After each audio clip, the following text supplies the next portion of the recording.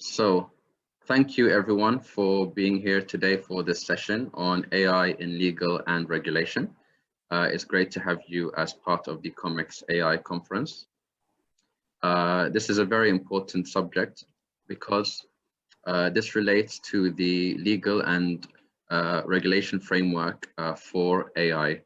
As a new technology, as an emerging technology, there is still a lot to be discussed, many rules to be initiated when it comes to AI, because it's an evolving technology. We're still getting to grips with it, and I think there's so much interesting work that has been done in this field. This will help us as a society to move forward and hopefully be able to use this technology in the most efficient and effective way. Which makes it can hopefully make society better off. I would like to introduce the chair of this session, who is Mohammed Al-Balushi. Just a very brief introduction. Mohammed will speak more about himself. Mohammed is certified in global risk compliance, internet law, and legal informatics. He is carrying out ongoing research geared towards the cyber domain and the amendment of policies to match advanced systems, with particular focus on security, privacy, and artificial intelligence. So, Mohammed, it's a pleasure to have you here as our chair. The floor is all yours. Thank you, Mr. Amr.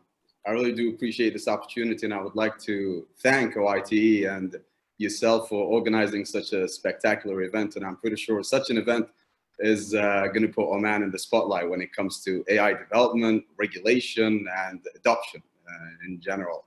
I'd also like to thank all the other panelists, Dr. Valeria and Ms. Blanca Mendoza, who are joining us today. Dr. Valeria is going to be speaking about ethical AI. Ms. Blanca is also going to speak about RegTech in AI. And I'll be speaking about robust AI and the regulatory aspects surrounding it. And so I'd like to wish all our attendees a pleasant afternoon, and that it's a pleasure to be with you all here today and share my humble knowledge and experience in the fields of AI and cybersecurity regulation. So throughout, honestly, I mainly seek to address that although AI has redefined a variety of industries, it's still limited by its human controllers. Nonetheless, I believe that we can be certain that the next generation of AI will most likely be fully autonomous. So let me just ask this. What if we actually reach the technological singularity? So you see, through the application of AI, machines will be capable of making decisions and operate on behalf of their human controllers. And so posing the main question, which is with enhanced adversarial cyber capabilities, could the combination of advanced tech and AI create some sort of security vulnerability? And how likely is a scenario of doom and gloom likely to come to fore? So unless the regulatory community actually takes critical steps in its approach towards AI development, I believe we're always going to be behind.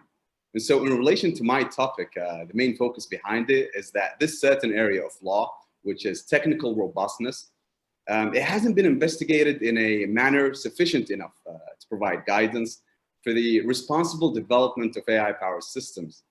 You see, a lot of attention has actually been paid to AI and its intersection with law, such as that with copyright, civil, and criminal liability.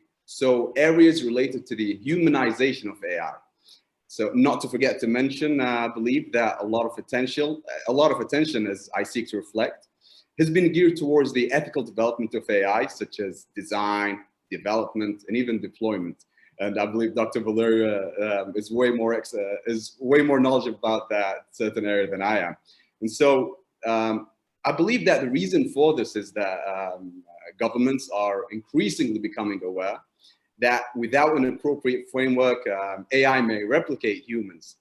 Nonetheless, what about the technical robustness of these systems? True, ethically, I believe that we have a lot of guidance in place, but the consequences that shall occur when such systems are the target of a cyber attack will certainly be devastating.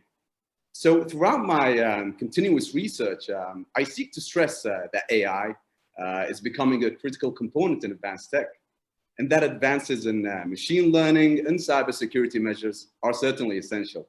So we ultimately seek to communicate the idea of a regulatory environment that encompasses both AI and cybersecurity.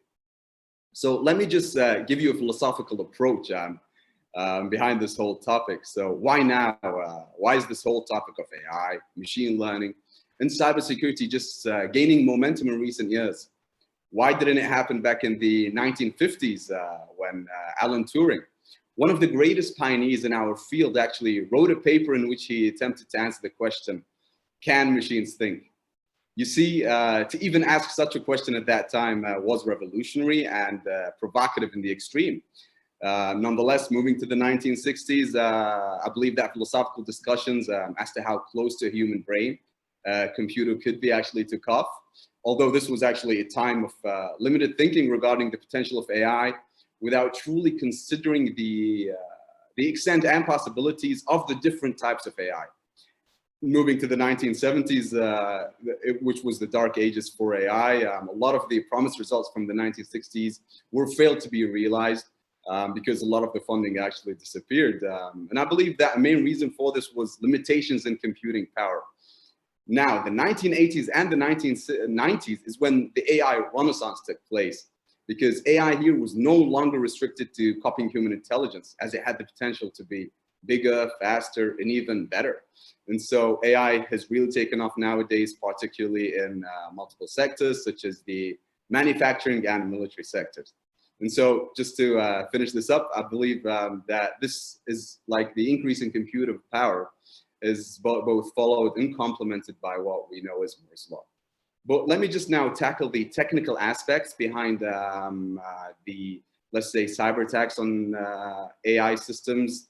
And so simply put, as you're all aware, AI is the theory and development of computer systems able to perform tasks that would normally require human intelligence. There's a subdiscipline of AI called machine learning, and then there's deep learning. But let's keep in mind that such learning algorithms are not without blind spots, as they could all be subjected to attacks. And so you can feed machine learning systems very large data sets, and they will certainly find hidden relationships in the data and improve their performance over time.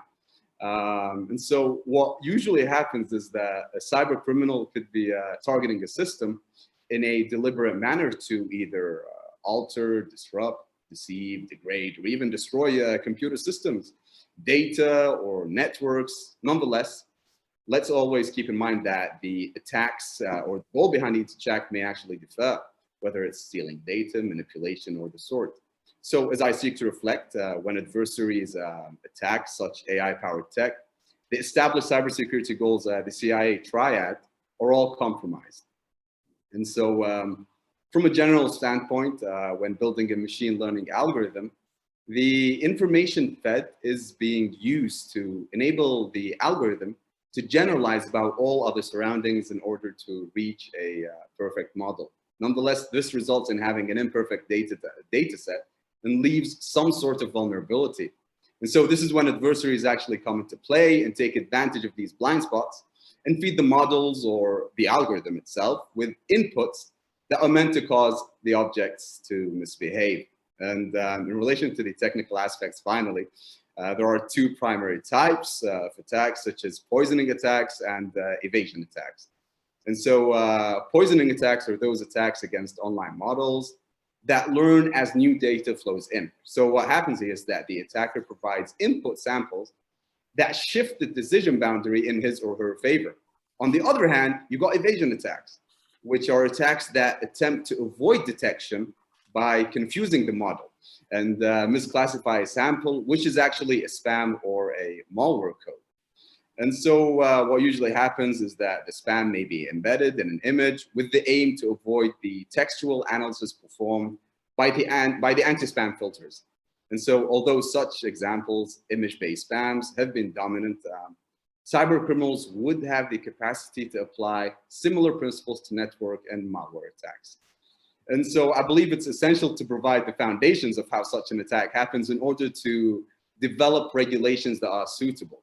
And so in order for a system to remain secure, risk assessments and technical improvements need to continuously be adopted and monitored, I believe, in order to identify potential hackers that have the capability of penetrating the system.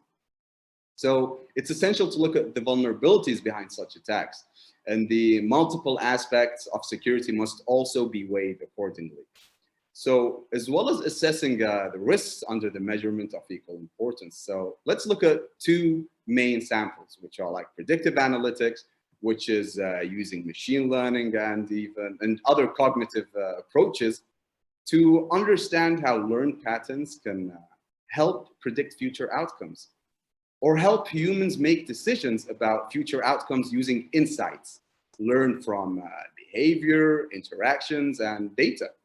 Therefore, by feeding the machines all kind of previous attacks, the machine will be able, or the system, to identify intrusions, as I believe machine learning is way capable of recognizing patterns than humans. So how can we defend such systems against adversarial cyber attacks? So OpenAI, which is a nonprofit AI research organization, stated that only two methods until now have provided a legitimate defense mechanism, which are adversarial training and defensive distillation. So adversarial training is simply generating a big set of adversarial examples and train the model or algorithm to not be fooled by each and every single one of them. Nonetheless, from a personal standpoint, I believe that no number of examples will be good enough. You may be able to block one kind of an attack, but you're still going to have other vulnerabilities. And so now looking at the other method, which is defensive distillation. It's a technique in which one model is trained to achieve soft accuracy, around 95%, let's just say that. And the second model is trained as a filtration system, which will ultimately produce full accuracy. Therefore, by applying defensive distillation, the model will be less susceptible to exploitation due to flexibility in the algorithm's classification process. So I believe that defensive distillation is a more effective method, especially because it requires less human intervention or interaction. And finally, building such systems, I believe, necessitates a solid grasp of how these fundamentals work and how they fail when they do. So all these approaches ought to follow a security by design principle, which involves taking the security of a system into account from the beginning of the design process. So this could be done by sanitization, robust learning, and even extensive testing. Now let's move to the legal aspects, now that we've established the technicalities. So in combating cyber attacks against advanced tech, well-drafted cyber regulations are called for. So it must not be overlooked that AI systems have vulnerabilities of multiple kinds, as I displaced, and that they will increasingly be cyber attacked. You see, AI software can be hacked, and the data that it collects or relies on can be manipulated. And as I stated earlier, this is what's known as adversarial machine learning.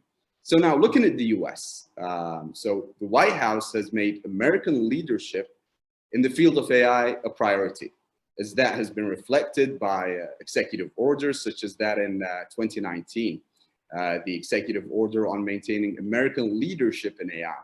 So this initiative actually has successfully addressed the underlying problem, which is the necessity of policymakers to collaborate with designers to investigate and prevent potential malicious uses of AI, which are manipulation and adversarial direct cyber attacks. So what this executive order actually aims to do, which is to boost AI research efforts across the multiple sectors in the US.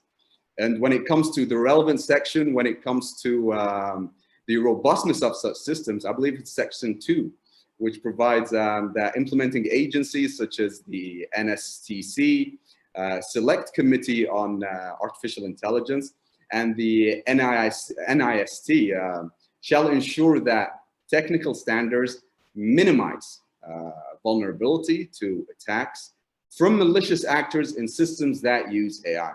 So this has been supported by the fact that AI and machine learning have been described as one of the primary areas where modernization of key capabilities is desired. So true, although such an order or executive order is a step in the right direction, it lacks detail on implementation and it has no real regulatory framework.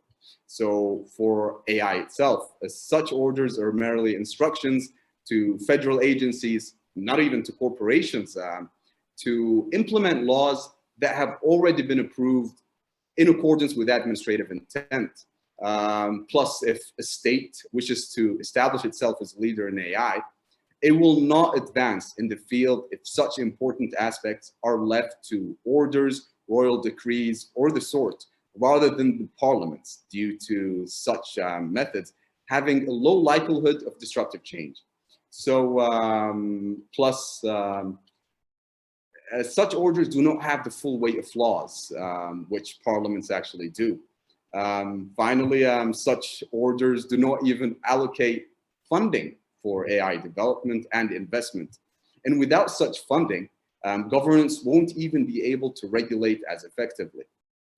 Now, let's just stick to the US. And yeah, true, a lot of bills have actually been introduced, such as the Fundamentally Understanding the Usability and Realistic Evolution of AI Act, which I believe was in 2017. There was also the National Security Commission and AI Act.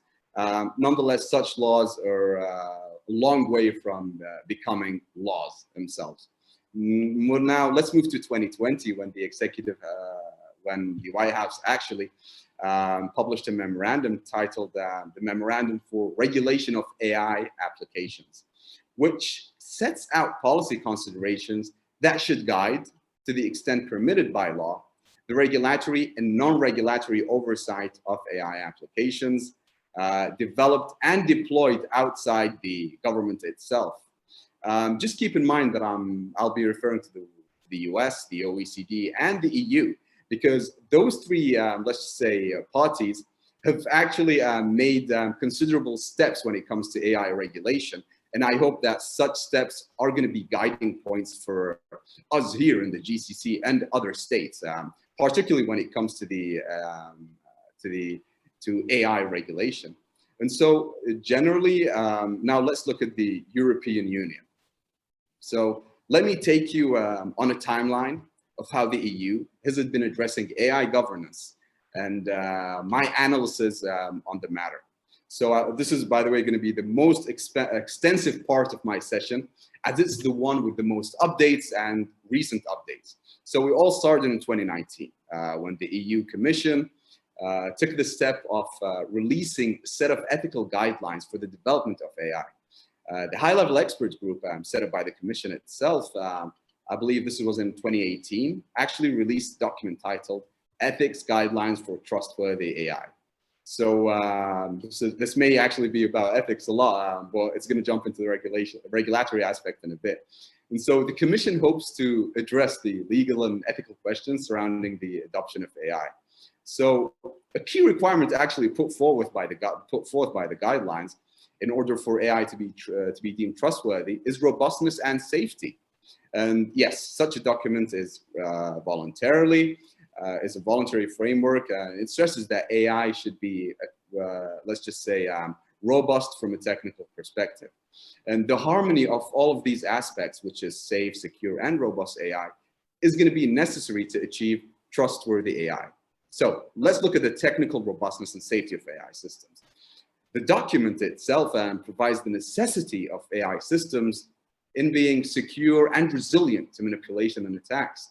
It explicitly provided that such systems should perform in a safe, secure, and reliable environment, and that safeguards should be foreseen to prevent any unintended adverse impacts. Nonetheless, unlike the extensive deliberation provided by the document on the ethical development of AI, unfortunately, such a document did not address technical robustness and the regulatory scene in a manner sufficient enough to provide guidance on how AI ought to be developed in a safe manner. So nonetheless, this may be justified by the fact that regulations cannot keep up with rapid advancements in technology. And so sometimes ethics may actually fill the gaps where laws and regulations fall short. And the guidelines also fail to address the link between innovation and adverse use of AI, and the necessity of following a security by design approach, as I mentioned earlier. But keep in mind that those guidelines were just a first step towards the promotion of trustworthy AI systems, and they're merely just a voluntary framework for corporations and nation states to follow. They're not legally binding, yet I believe that such a step, such guidelines are essential, as they seek to provide solutions for each and every aspect of an AI system. They'll also aid, I believe, in the formulation of regulations and ultimately in the decision-making process. So moving to 2020 is when the EU Commission published a white paper on AI, setting out policy options for a regulatory framework and an approach towards investment, along with an online survey, I believe, focusing on 3 distinct topics: specific actions for the support, development and uptake of AI across the EU's economy, and on what are the options for a future regulatory framework on AI. And finally, safety and liability aspects on AI. So let me focus on my part here, which is the safety aspects. So the preliminary analysis of the Commission in the documents provided a number of specific, significant risks that are to come when it comes to AI and not adequately covered by existing regulations. So true, AI may generate new safety laws, users, and the sort, yet they're not explicitly tackled clearly by the product safety regulation.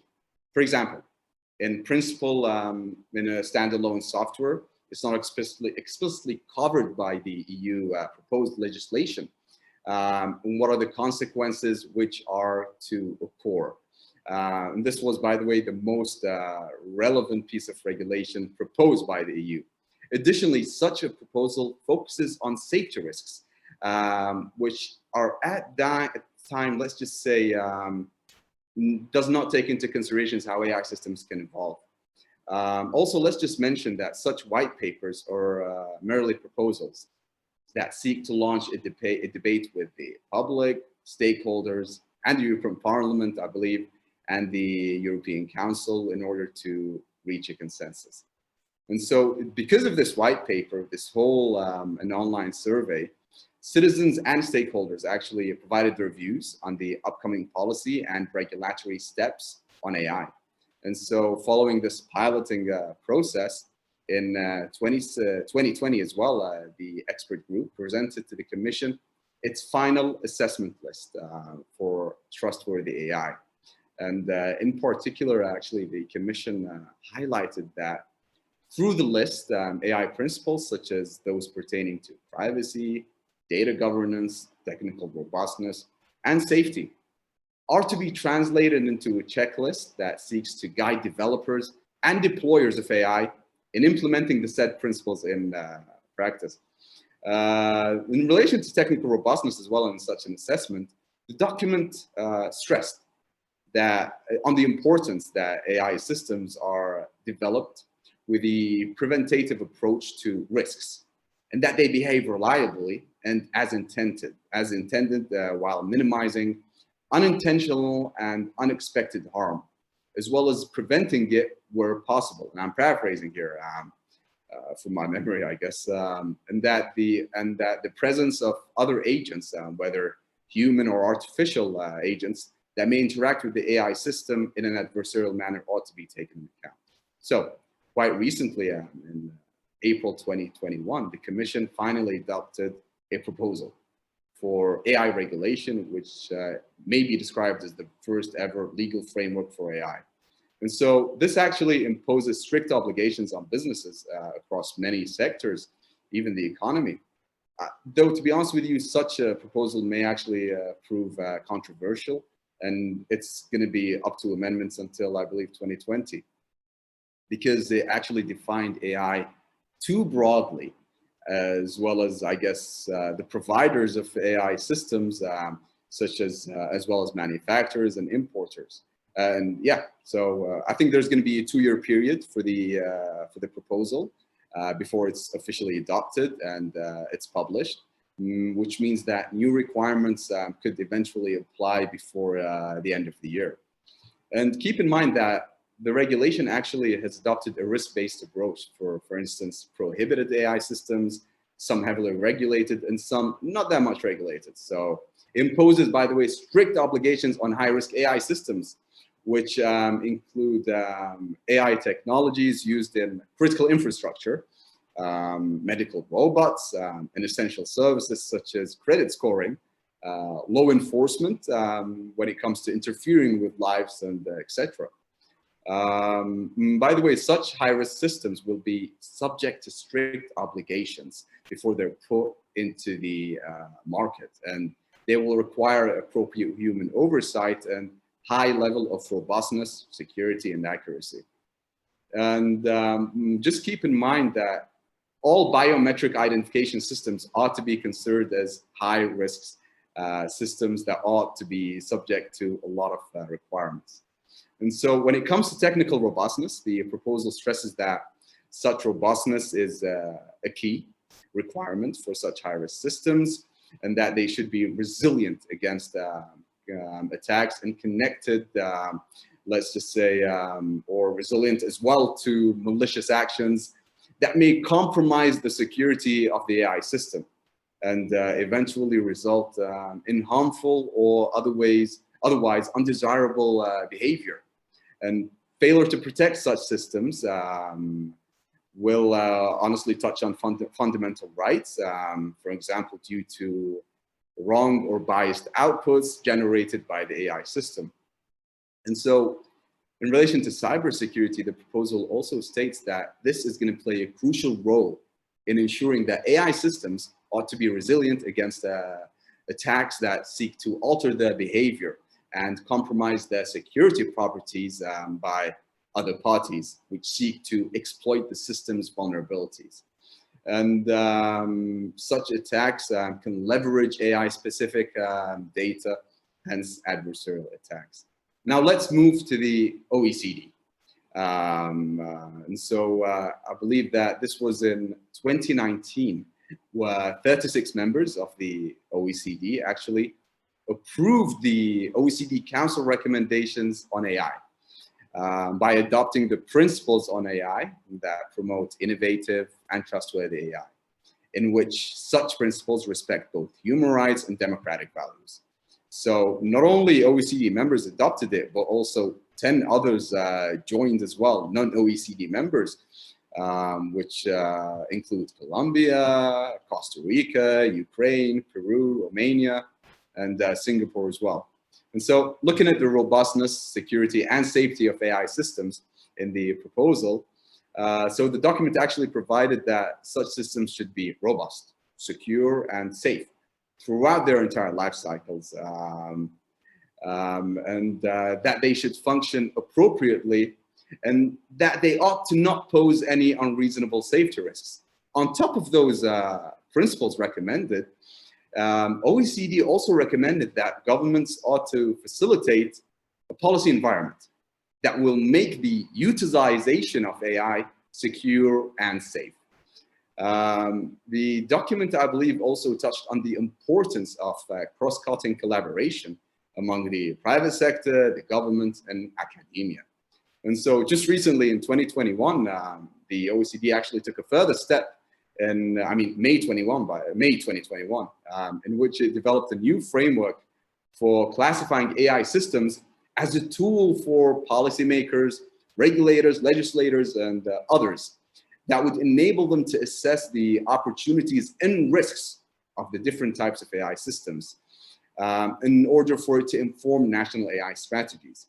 And so what the document does is actually it links the technical characteristics with the policy implications with those recommended by the OECD. So although those principles are not legally binding, they're nonetheless, I believe, important, in which they could be considered as the base from where international standards can be formulated, as well as help states in creating legislation.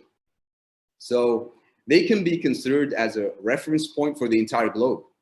In addition, such recommendations, particularly when it comes to OECD, represent the political will of its adherents, as they have the option to adhere to such standards.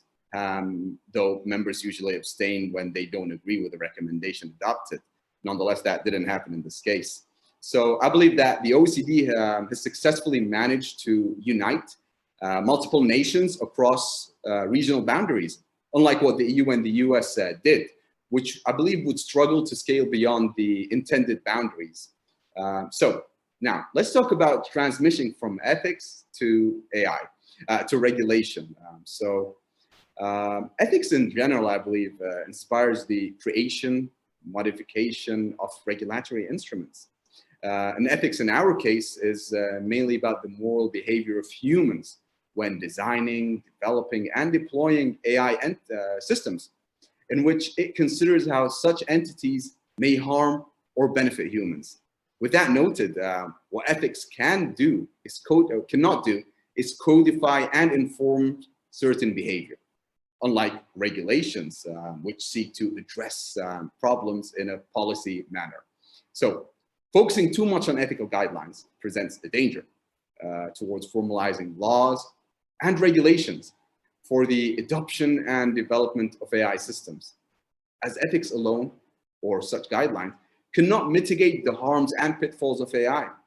Although they may be beneficial in addressing the design and implementation of AI systems in the initial stages, they fail to address how such systems may be used by those not bound by particular ethical codes or principles. Keep in mind that such AI systems require enhanced and solid regulation and governance. Finally, codes of ethics, executive orders I mentioned earlier, and guidelines are just a set of guidelines, again, which are instructions to individuals, corporations, or even agencies that are designed to create and identify what is right or wrong. Unlike regulations, there are no punishments for the violation of such codes, as they do not have a binding nature. It's therefore, I believe, understood that difference between ethics and regulation lies in enforcement. And ethics are, I believe, are mainly for engineers that will implement AI to meet certain guidelines, where it is the responsibility of us regulators to enforce the guidelines. And so, yes, the EU AI regulation proposal presents a major legislative initiative that may serve as a template for similar measures around the globe, as well as that of the OECD, I believe, though it's not legally binding. However, the broad and potentially vague definitions within the EU's proposal reflect the difficulty of translating general principles into enforceable legislation. So striking the right balance between under-regulating and over-regulating and adopting a piece of legislation that can quickly adjust to the evolution of technology, granting at the same time sufficient level of legal certainty, is maybe difficult to find, yet not impossible. However, I believe this is a challenge that the EU is going to need to overcome. So finally, I believe that the EU prides itself on developing regulatory frameworks that have an impact outside its borders, for example, the GDPR. But whether it's AI regulation, whether the AI regulation ends up becoming a global set of rules in competition with that of the US, is far from the whole story, I believe. The Commission's proposal, I believe, reflects range thinking, concrete choices on difficult policy issues. And it will prove valuable internationally. So now, let me finish with proposals on how we can formulate a proper regulatory framework. And this has been inspired by all the three entities that I spoke about. So how can we regulate an area that cannot be predicted in terms of outcomes? What are we supposed to do when such entities are data-driven and can self-improve, hence AI? There's no direct answer or clear answer to such a question, but one ought to allow some sort of transparency. So I recommend the following. So in relation to the governance of AI systems, I believe that government regulation is necessary to prevent harm and the misuse of such systems. And although regulating rapidly evolving fields such as AI has the potential to burden innovation and development, regulators should consider the application of AI in multiple industries separately, such as in healthcare, autonomous vehicles, as well as in UAVs, unmanned vehicles. That would be more practical due to each industry having its own set of regulations. And so it's going to be misguided to regulate AI in a general fashion, as risks are different depending on the industry. Another method would be to update existing regulations in those industries, particularly in the field of AI, technical robustness, and security, which is my niche over here. So only through dialogue, by the way, with different stakeholders, the technical community, can regulators gather sufficient information to construct certain policies. So there will be other AI applications introduced in the future, don't get me wrong. Well, as expected, from what we got now, no regulatory framework will be in place. Yet, through collaboration and formulating AI best practices, I believe we'll be able to identify those risks as early as possible. So, in order to encourage robust and secure development of AI systems, regulations should stress on the matter of designating accountability and liability.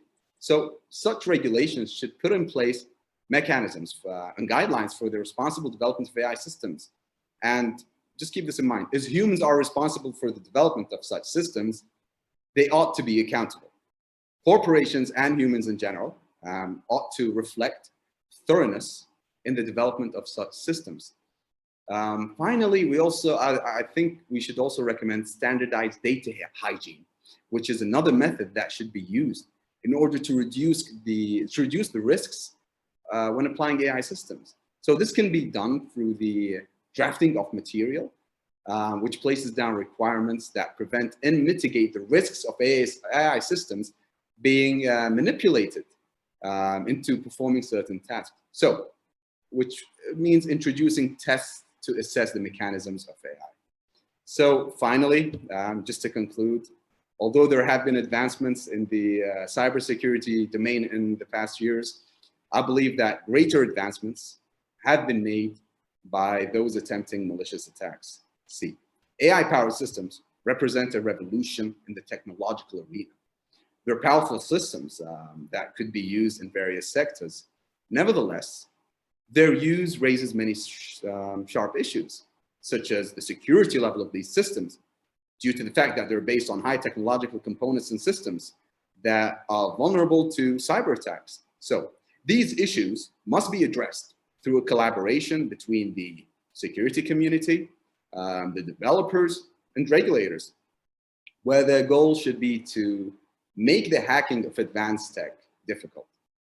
Whether in the public or private sector, I believe that the cardinal principle must be that AI needs to be our servant and not our master. So going forward, there's a cause for optimism that we should recognize in order to identify the various degrees of AI risks, in order to classify and calibrate AI and develop it in a certain fashion that ensures safety and trust. And so finally, we ought to stress on the necessity of having an approach towards a regulatory framework, as without it, we would be lost. Because such a framework would set the compass for the development of technically robust AI. As engineers and computer scientists should never be given the opportunity to decide which values should be embedded in the technologies that would shape our near future. Finally, it's no longer just the race to AI, but it's also the race to AI regulation. And so thank you all for your time. And I hope I didn't go over the time limit. And I hope you all enjoyed the session. And feel free to ask any questions at the end, as I'll be more than happy to respond to each and every single one of them, as well as my colleagues, I believe so. And so I'd like to leave the mic to Dr. Valeria, who's going to tackle the ethical AI ethics, I guess, which is what we've been arguing against the whole time. And so, Dr. Valeria, I'll leave it all to you now. Oh, thank you, Mohammed. First of all, thank you so much for a great session and a great introduction. You created such a perfect foundation for me to start to start discussion on ethical AI principles, and etc. So just give me a second. I would like to share my screen and present you some of my material. And please navigate me if there are anything that's coming through and it's not adjustable. Can you see my screen, correct? Yep. Perfect. I'm going to hide my own view. We can see your screen. Good. You can also see the slides, right? Yes, we can. Okay. Just give me a second. There's navigation.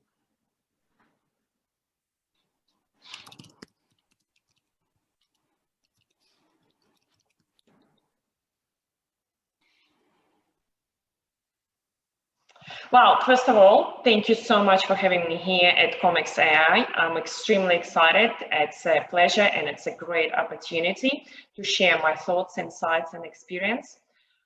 First of all, I would like to introduce myself. I'm Valeria Sadovic. I'm a digital transformation global delivery lead at PwC Labs US. At Labs, we develop, design, and deploy emerging technology as per our customer needs. And we utilize Industry 4.0 solutions such as blockchain, AI, machine learning, data analytics, robotics, intelligent automation, you name it. Aside from my consulting career, I also have a PhD from University of Auckland in the information systems, and I focus on human decision-making and intelligence. Sorry, Doctor. Very sorry to interrupt you. I'm just checking. I'm not able to hear you that clearly. Are you able to come just a little bit closer to the microphone? Hold on a second. Can you hear me now? Yes, that's a bit clearer. That's clearer.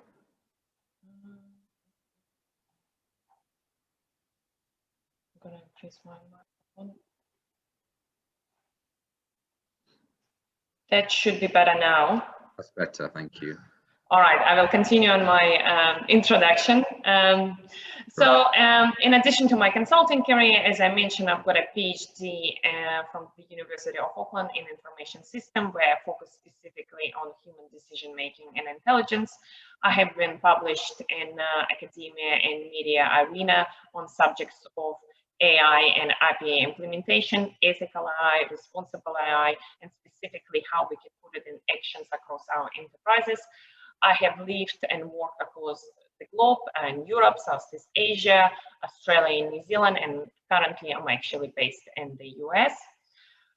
So I would like to start my presentation with a quote from Albert Einstein, which he's saying it is becoming apparently obvious that our technology has exceeded our humanity. Even in the 19th century, he already foreseen that technology will be blended with human nature, right? We are actually living in the most exciting times where it is becoming a blurry between what is the machine doing and what is the man doing, right? It's kind of like we live in the virtual environment, but we also still exist in the physical environment. And we start putting so much priorities on the efficiency, cost reductions, human labors. And at the same time, we try to maintain our humanity, but we don't know how we can actually maintain it because we have more and more demands for technology. Hence, there is a question of ethics comes into the place. Another point, the recent pandemic has accelerated the technology use. We change on the way how we deploy the technology, how we deploy technology in our personal life, and how we also deploy it in our organizational life. But we also start realizing what type of mechanisms do we start putting in place to actually safeguard our humanity and also safeguard the usage of AI.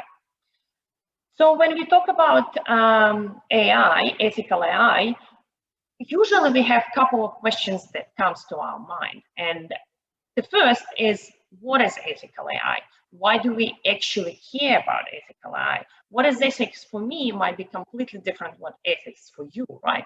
Ethics is different across the countries, across the gender, religion, some sort of establishments. So, however, we do know, and Mohammed mentioned that we've got a global effort towards the legislation of ethical AI. However, we are required to provide some sort of individual contributions to drive the ethical AI. So then the second question, why do we actually need to care about the ethics AI? And every day we interact with the technology, right? Does it actually really impact? The funny thing about it that with our everyday technology interaction, around 80% of our technology interaction is within actually AI systems. So it means the ethic actually impacts us. However, are we educated on the potential impacts of the ethics? And then another question that comes in mind, and specifically for organization and the global leaders, is what is out there, what is happening in the global landscape of AI regulations? And once again, Mohammed provided a really good timeline in terms of the European Commission and the US government, what has been done. But there are also other players in the world that putting so much effort and putting so much hard work in trying to defining this regulations, policies, frameworks, and guidelines. And then the last point that I do want to cover quite significantly today, what do we as a humanity, society, business owner, organizations, we need to do now, today, so we are actually ready for tomorrow and can overcome the ethical issues of AI. So on my next slide, I actually want to provide basic definition of the ethical AI. We all think that we know what is ethical AI, it's something to do with the technology, but actually the ethical for AI is a concern with the moral behavior of humans. As I previously mentioned, moral behavior of humans is differentiated, right? It's not a technology fault. It's we humans that we design, we make, we use, and we treat AI systems, right? And then based on whatever we do with the technology, then that later on becomes a concern with the behavior of machines. And here, just to kind of refresh our memories, every day we open LinkedIn, we open Google, we see lots of use cases of how AI fails. And I don't want to just provide you a couple of recent examples that you can understand how it's actually impacting our everyday lives. For example, Amazon had to shut down the AI recruiting tool based on the fact that it used to discriminate the female applicants. And why it used to discriminate female applicants? Not because the tool was bad and it was a sexist tool, right? No, basically because Amazon had a history of hiring white males for the leadership position. So what the system actually done, it's collected the historical data and it based all of the recommendations on the hiring on the historical data. So who are you going to blame here? Are you going to blame the machine, or are you going to blame the historical, or are you going to blame the process? So that's the questions of the ethical AI. The second example I've got here, and hopefully you can see it on the screen, is the French healthcare system designed a chatbot to actually help the doctors to reduce the time they spend on inquiries. And we're all interacting with a chatbot, is it support services or some sort of customer services and so on, where they actually, the respondent ask a question that on emotional stability, saying, hey, listen, I feel a bit bad, I don't know, I'm depressed, whether the machine is actually asked, well, if you are depressed, go and kill yourself. So that's a kind of like a, it's not a silly example, it's an example how the computer can be interacting the data in the wrong way, designed in the wrong way because it did not follow some of the certain principles, guidelines, frameworks, or policies were not established.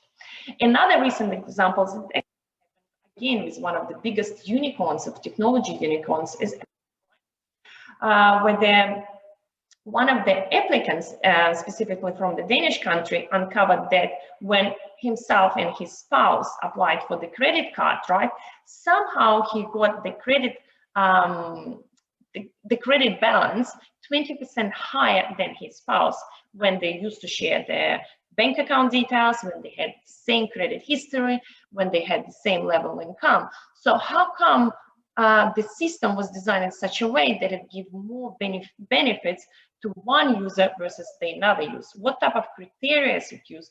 What type of the selection mechanism it used to make a decision? No one knows, no one could explain. Actually, this Apple case is still under investigation, and the policies and the governments is trying to understand what can be done better to be more explainable for such kind of most common usages as how we apply for the credit cards online. Another one is Facebook advertising, right? Facebook advertising, Google advertising, any type of advertising that exists on online social media, right? It's specifically targeted, right? And that's necessarily discriminates people based on the basic personal identity characteristics such as gender, race, age, their locations, and so on, everything what is available through the browsers. So it's quite common to see that, for example, some of the jobs advertisements are not going to be appearing for females versus males. For example, if I would like to buy a car, it's not necessarily, I don't have as many car advertisements on my browser in comparison to male counterparts. And the same, for example, the impact on the elderly people. Elderly people do not receive any advertisements on the modern technology, modern fashion, modern some sort of services and so on, because they considered under different age group, so they get advertised different type of products. And another major concern that's currently coming into the place and becoming so popular and raises so many kind of questions is the facial recognition tools. We're all using facial recognition tools, right? We're walking into the business, we're walking into the organizations and the buildings, the government using it as a surveillance mechanism to provide the safety. Now, currently, because during the COVID, right, we required to enter the building, check our temperature and so on. However, this poses a significant risk on our privacy data, right? Because the facial recognition tools, they're actually reading our personal identity data. And there were quite a few cases when the facial recognition was used for criminal defense, right? Where it tried to identify whether the person will have a high percentage of admitting the crime.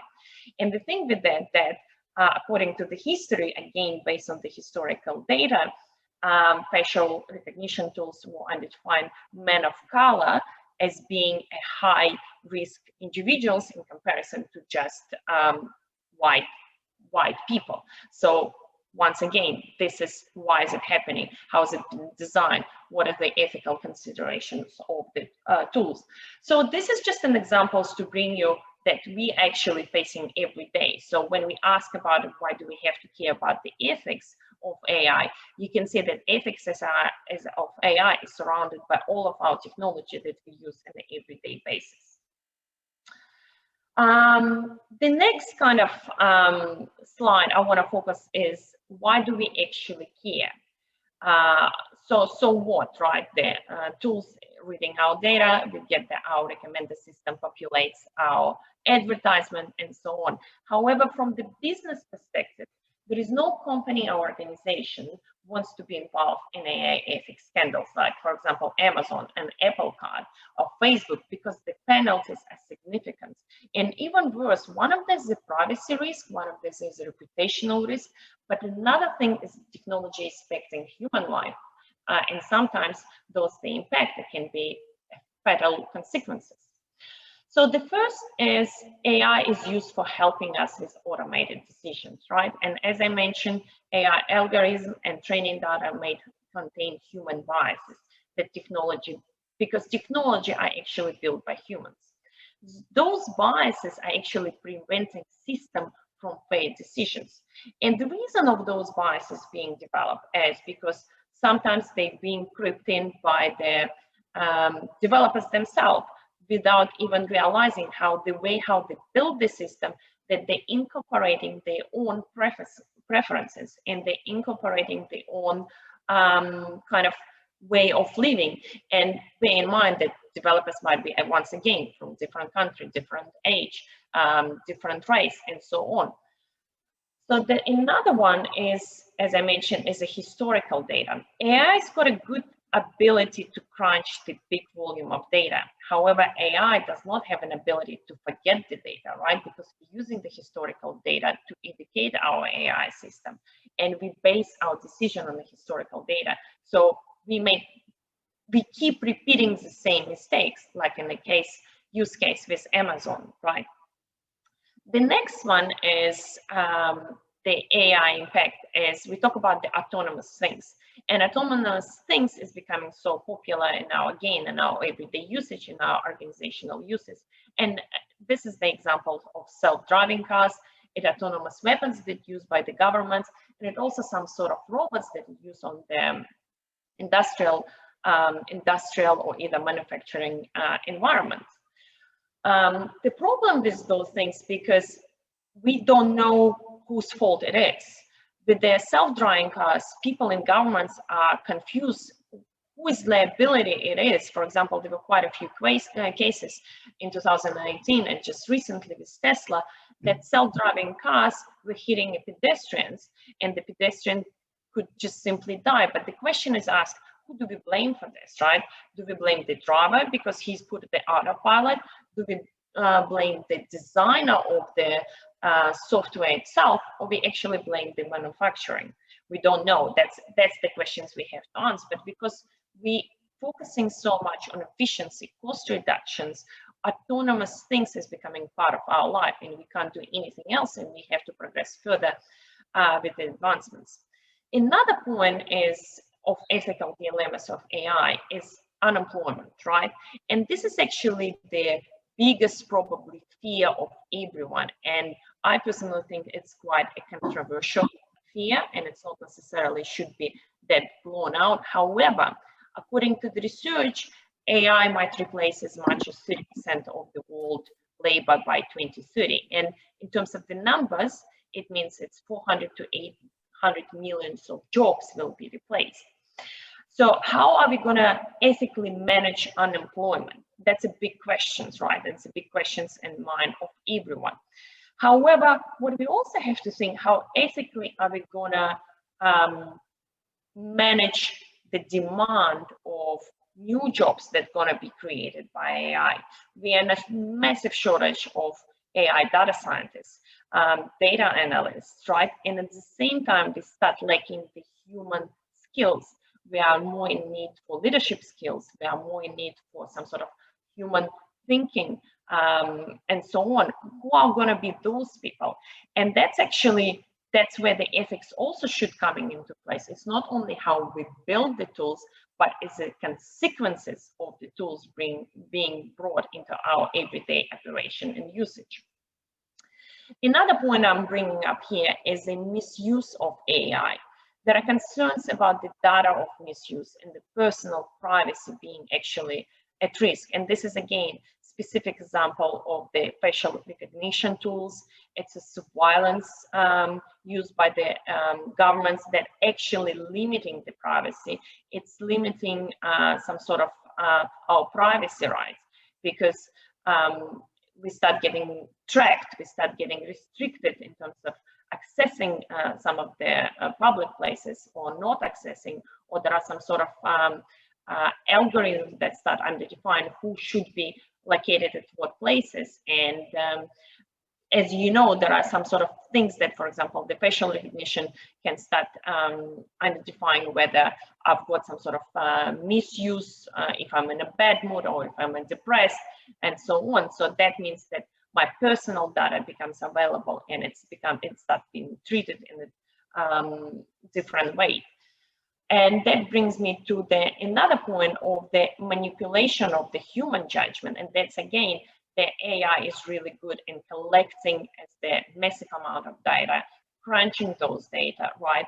And then actually providing an insight. And that's what happened with the biggest scandal of the kind of the recent decade, when the Facebook actually released the data to Cambridge Analytica, and those data was used on the Donald Trump campaign of manipulating the votes. So, for example, the case was the people who had a kind of a better stable income and they were concerned about paying the taxes. They were specifically targeted on the Trump campaign, showing the advertisement that the taxes will be reduced. And there are also lots of different examples that when we use the human data, we analyze this human data, and then we actually start manipulating the decisions of humans. So this is kind of like probably the most active dilemmas of AI, where we talk about it, that we need AI and our automation of decisions, bringing the effectiveness, cost reductions, start having some sort of faster technology, autonomous technology as well. But at the same time, it creates so much fear in our life and in terms of our further progression. Knowing all of this in terms of the ethical dilemmas, the next question is, what is our global effort to regulate AI? And Mohammed again provided quite a good timeline explaining what is happening in the global arena and how the countries are actually coming together and start putting some sort of policies, governance, and framework and regulation in place. And interestingly, because during the pandemic, this ethical questions been raised on the surface, right? However, the technology leaders and the government leaders start thinking it back in 2016. And until now, there is kind of a wave of new ethical guidelines being published, changed, in order to maintain kind of the social control over the technology. And I will not go much into details of this because it's already been mentioned, but the countries start kind of grouped together, and in 2018, Canada, France announced the plans for having G7 backed up international forum.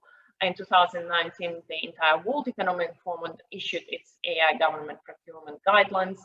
In 2020, the European Union is one of the considered to be a pioneer on the AI ethical guidelines, published the first draft strategy promoting and regulating AI, and then as mentioned as well, in 2021, they provided the legal framework that potentially might actually become as a law. Once again, all of those efforts from 2016, none of them are still being kind of legislative.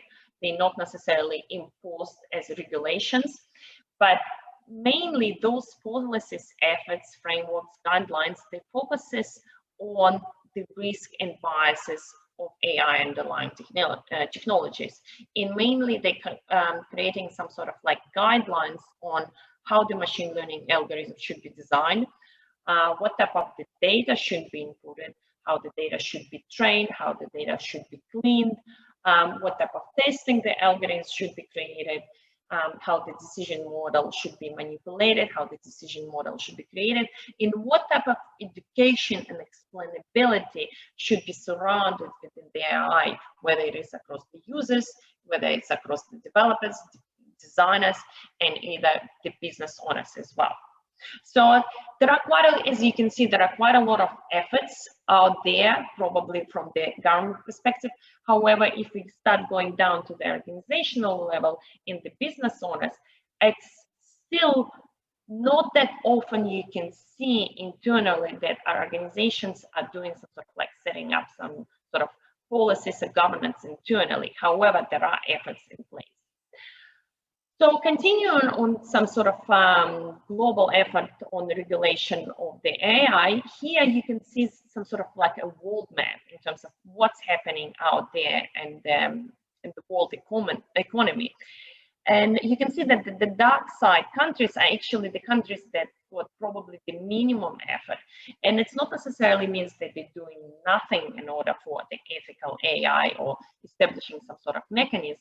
No, they do not necessarily having established processes in place. However, I think it's probably every single country now in the world is start thinking about that, how we make our AI technology more ethical.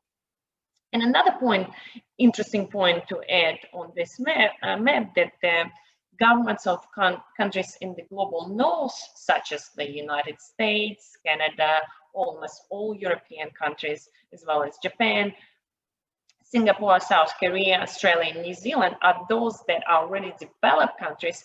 They actually are placed in a better position to take the full advantage of AI and come up with some sort of established policies or start publishing those policies on AI strategies.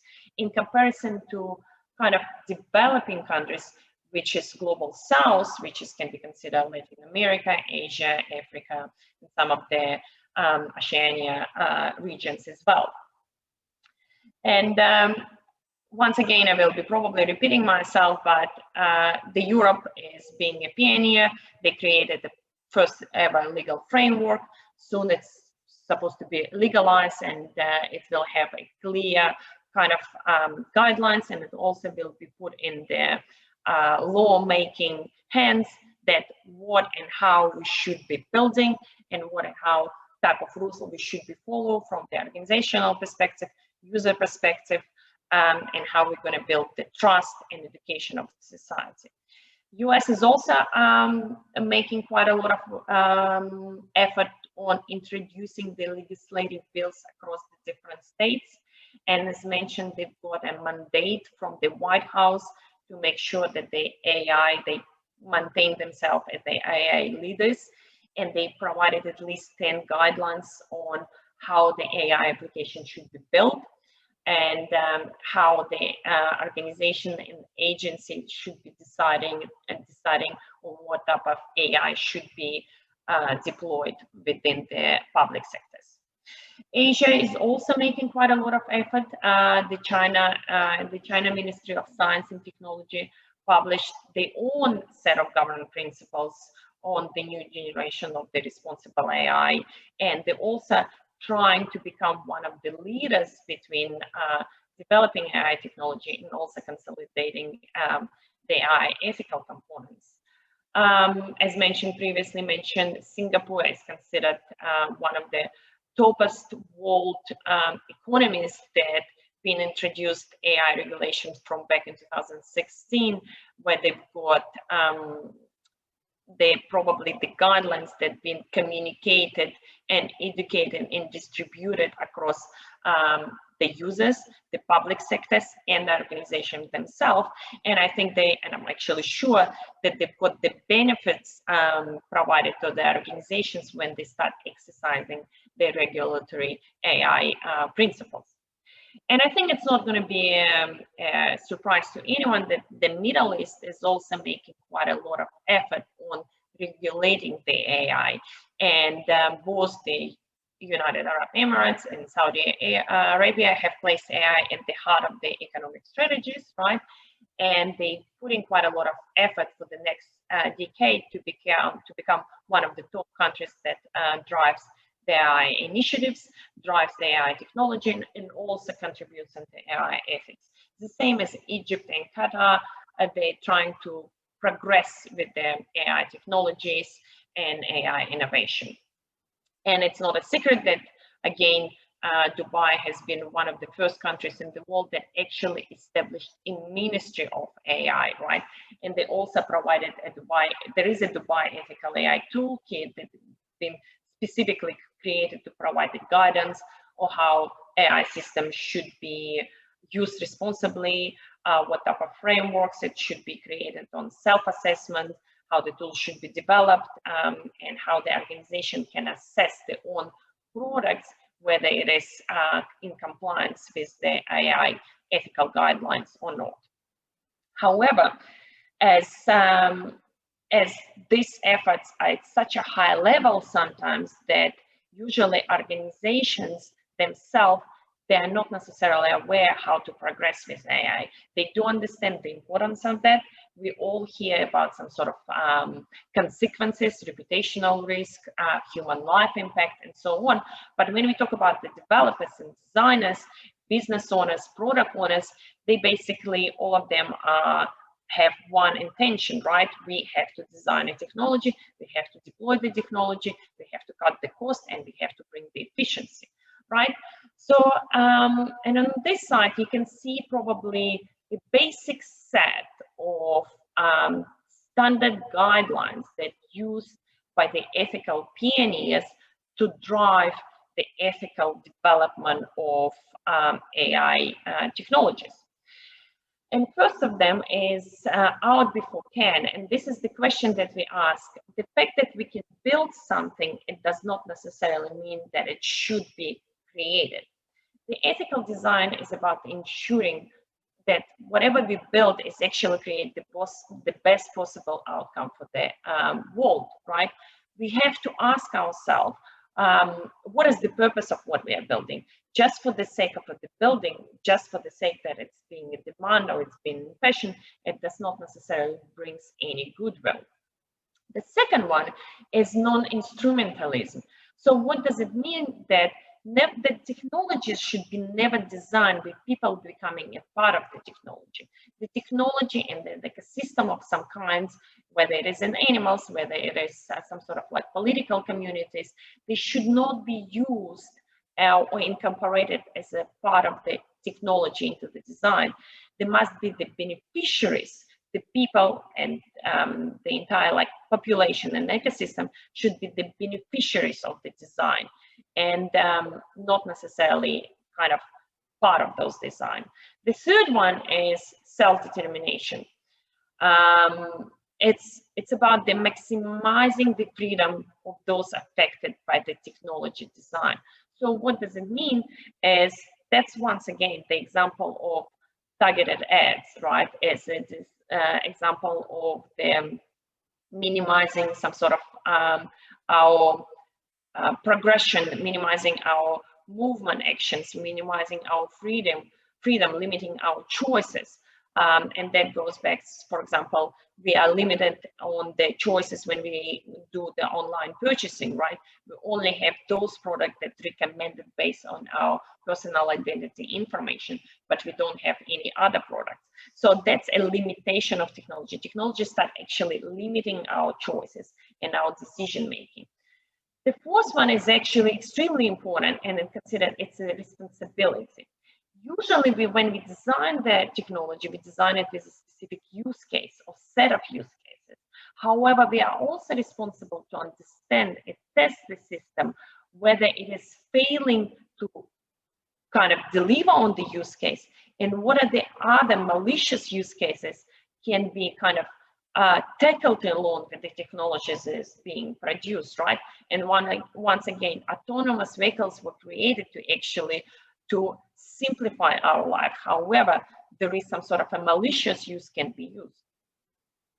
The second one, another one, is a net benefit. And it's once again, AI should be used with the agenda for the social good. We should be maximizing good and minimizing the bad.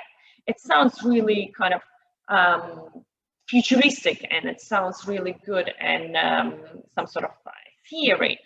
But quite a lot of time when we even create the robots or when we create some sort of automation of our processes, the ethical question we also need to ask sometimes, what is going to happen with the people who is used to do those jobs? Do we have the right mechanism in place to articulate the new ways, the new processes, the new kind of reallocation of the labor? So the things that we build should mainly focus on the good and create this kind of the benefit for the world and make it as a better place, rather than there be a harmful side effects for our technology to our people. And then another one is the critical one, and that creates quite a lot of noise, is the fairness.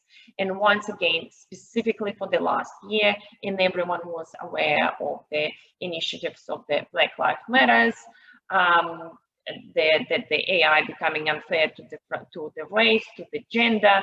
So when we develop the technology, we have to assess for what type of group we develop those technology and who is developing technology. Once again, ethics for us is different, right? We cannot expect the developers from China will develop a fair mechanism for users in the US. So it's a really important aspect that we need to make sure that technology is fair, and it's fair to all of us, and it does not discriminate by the personal identity kind of factors. As I mentioned, it's again race, age, gender, and ethnicity, which is becoming quite a big thing nowadays. Then the another aspect is technology accessibility, right? Whether we identify intended user profiles in use cases, we also have to identify who is going to be non-users of those technologies, and actually would it be technology benefit those non-users or discriminate against those users. And the last one is the purpose of technology. We as the designers, we as the creators and developers, we are required to think about it, how the technology is going to implement the use case. Are we going to benefit the people with the purpose, and are we going to achieve the purpose of the technology itself? And sometimes we might achieve the purpose within the first 6 months of the technology being out there. However, the purpose might be diminished, or the usage might be diminished, or the usage might be changed. So once again, the design should be incorporating the changes, the updates, the support, and so on. So this one is considered probably the universal ethical design principle that quite a lot of developers, designers, organizational owners, and business owners trying to keep in mind when they operate on kind of the landscape of AI technologies. And however, that's some of the organizations that are doing it, but there are quite a few of them that sometimes is not there and not even being across the design principle or some sort of guidelines or ethical purposes. Once we discussed what the kind of the AI, the current dilemmas, what are the basic design principle we use, I also want to kind of touch base on what is the actual plan for some of the organizations and some of the business owners that they have to do now in order to progress further and safeguard themselves on usage of ethical AI. And the first one is usually the first one I do want to bring up the component is, again, I want to drive a parallel between the ethical AI and the quality, right? The quality is considered as one of the most important aspects of any products or services we design, develop, deploy, right? So ethics now becomes as a part of the quality. So if we are, as the business owners and the producers, the developers, and the users, we care about the quality, right? How come we are disregarding the ethical components? So ethics is becoming essential in our operations, and hence there are some sort of not only design principle, but some sort of set of actions that that organizations should be putting in place in order to progress and be more innovative and safeguard themselves. And the first one is they need to define a common agreement on what is AI ethics means for them and what it means for the business, for the employees, and the users. And there are kind of common principles of ethical AI that the people should be coming first, that we also should be caring for society, as I mentioned, by the design principle that the technology should be creating more good than the bad, right? We should be respecting the law. We should be transparent on how the technology being designed. We should be transparent how the technology doing decision making, recommend the system. We also should be protecting the data that we're collecting from our employees, our users, and we use it for the kind of learning the technology and upskilling our technology. That's sort of the set of agreements that all of the stakeholders within the organization should kind of come into the place and define for themselves in order to drive the ethical usage of AI. Another point is start introducing kind of ethical AI principle in the product development and the release framework, right? So the principle that I mentioned as part of the design, deployment, and development, there should be a mechanism and there should be some sort of processes in place that not necessarily should be taking additional time, but they should be incorporated in the, for example, in the software development lifecycle. How those principles is actually reflected is for our developers, for our designers, and for our data scientists as well. So they are aware of the potential biases technology might bring in. The third one is one of the probably essential is how the government is setting up policies and frameworks within the organizational effort. We should be setting up some sort of a business function, right? Or cross-functional group of experts, the one that comprises of data scientists, product owners, ethical designers, legislative people, right? who will be the one driving the ethical design, development, and deployment.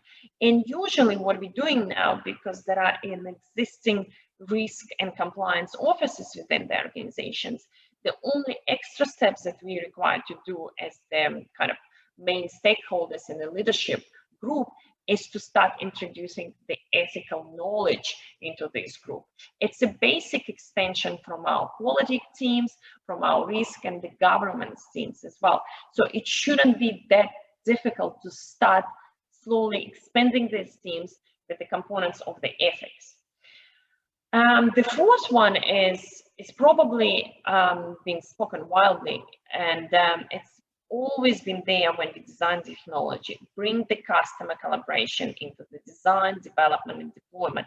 And this is for us to actually provide the continuous user feedback, iterate on the feedback, and if required, identify AI biases early enough so we can fail quickly, we can fail cheap, and then we can pick up on this, take our learning further, and then progress. This is actually quite important, again, because most of the technology, most of the tools have been created in isolation and been created by the technology giant. And again, the example will be Tesla, Amazon, right? How come those big organizations, didn't they consider their customers? Of course, they did consider, but however, they probably did not went through all of the use cases, right? They did not consider all of their biases that might be interfering with the technologies. And another one goes back to the framework of the ethical AI usage and development, is introducing into the lifecycle approach to test for the biases.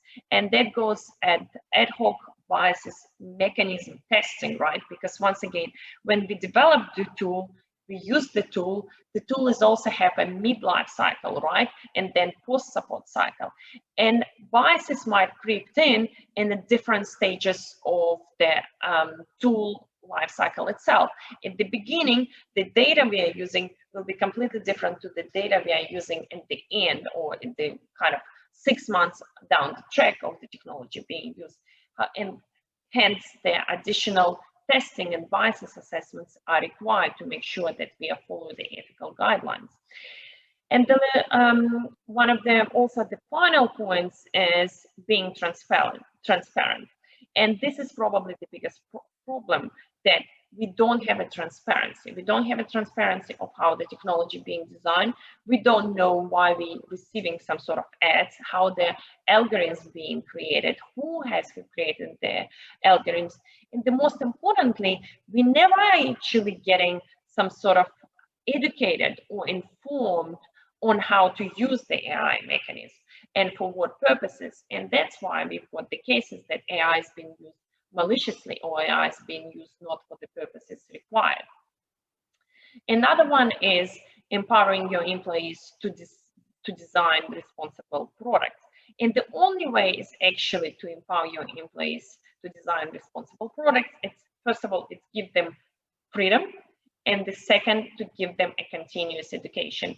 And it can be done through different forums. It can be done through onboarding programs, and it can be done through the ethical educational courses.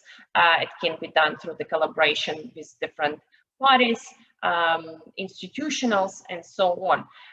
But it sounds really theoretical again, right? And it sounds really simple. So what's the problem? We're going to set up like a training program, and et cetera, et cetera.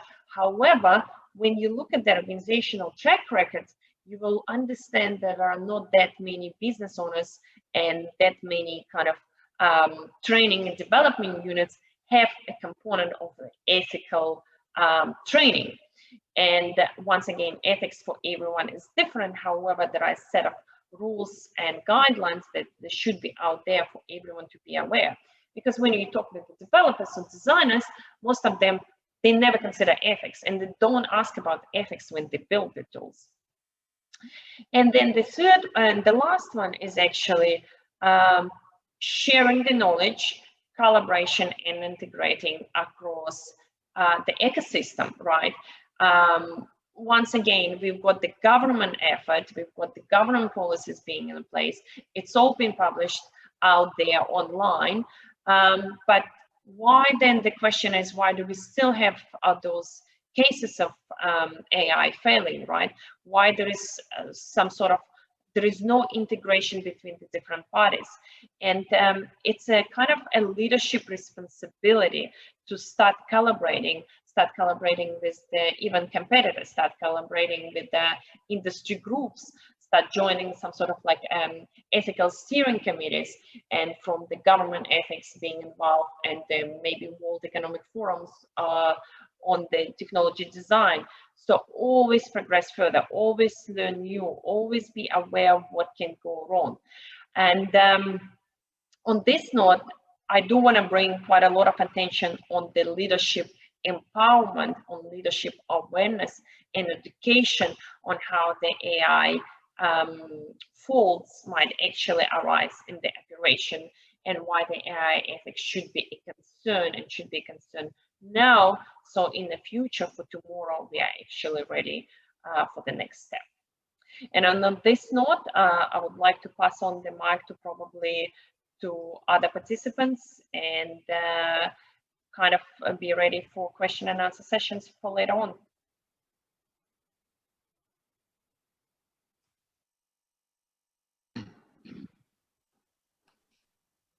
Yes. Thank you dearly, Dr. Valeria. And I totally agree that ethical thinking is essential, as new technologies certainly give us more power to act, which means that we have to make choices we didn't have to make before. That such innovation ultimately requires collaboration among the multiple sectors and stakeholders. So thank you dearly, Dr. Valeria. And so I'd like to give the mic to Ms. Blanca Mendoza, who's going to deliberate on the topic of RegTech, regulatory technology, and how it is adopted in regulatory compliance, to be specific. Thank you very much, Mr. Mohammed and Dr. Valeria. It's an honor for me to participate in this conference. So just let me check my presentation to share the screen with all the audience.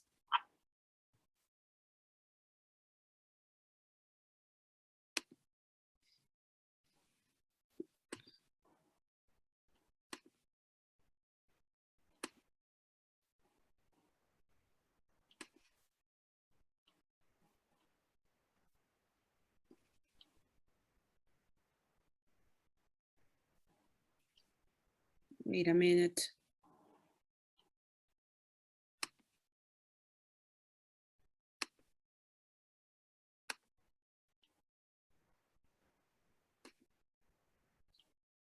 Can you see the presentation? Yes, can you just, yeah, it's clear. Oh, wait a minute.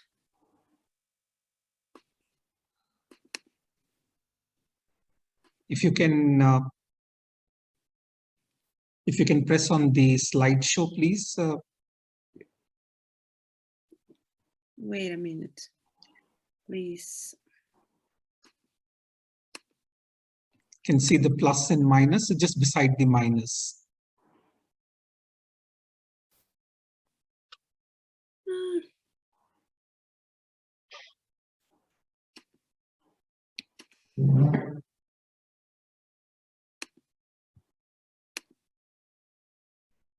Oh, it's this one.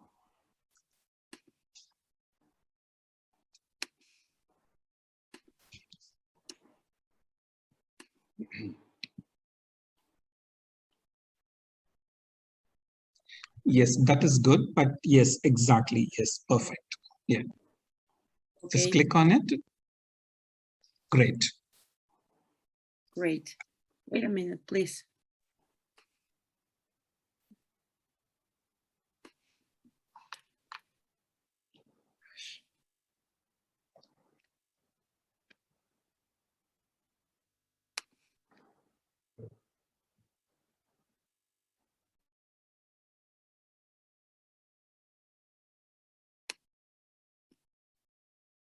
So can you see the presentation?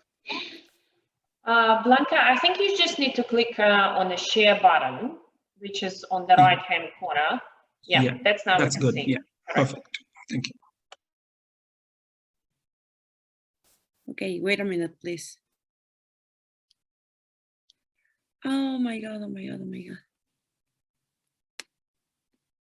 For me, it's freezing. So I'm sorry for this inconvenience. I'm really, really sorry. Wait.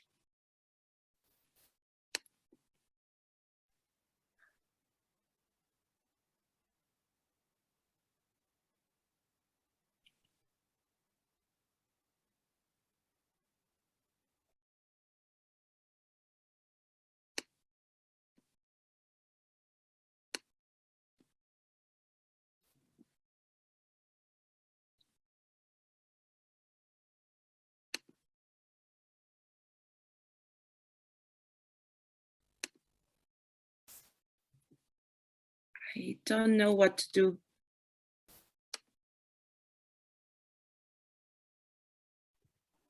You know, Blanca, you know what you can do? You can just increase the size of the slides on this view so we can see them. Yeah, but once I want to start looking at this, sorry, but I cannot see. It's like freeze for me. And don't use share functionality. Just increase the size of the PowerPoints. Then we can see them. Zoom the PowerPoints themselves without the share functionality. Wait a minute. Or if I can share it with, I don't know, with Mr. Mohammed, maybe.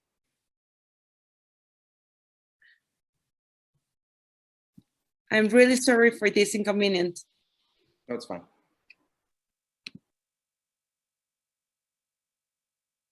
How can I do it? You can just share it to my email and I'll just display it from my side. Sorry for this. It's fine.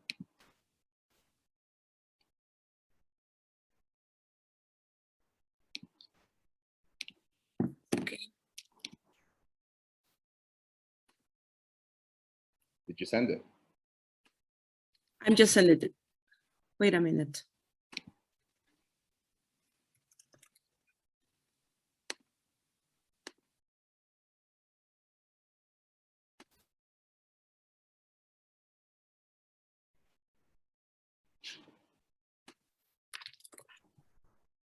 I just sent it.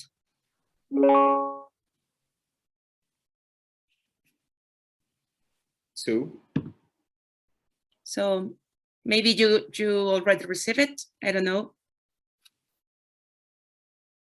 Yeah, did you send it to my email? Yes.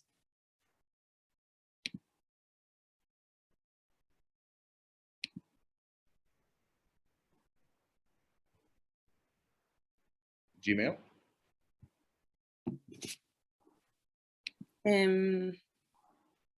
Hotmail.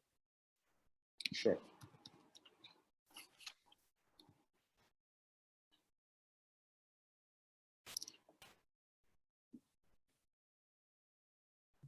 I'm so sorry for this delay. And it's curious that the main topic is about artificial intelligence, which should be extremely technology, or with a lot of knowledge on technology. From this panel, at least from my side, I'm so sorry for this inconvenience. Did you get it? Okay, Blanca, at least it's ethical, right? There's no issues with that. You're not breaching any compliance or any governance problems.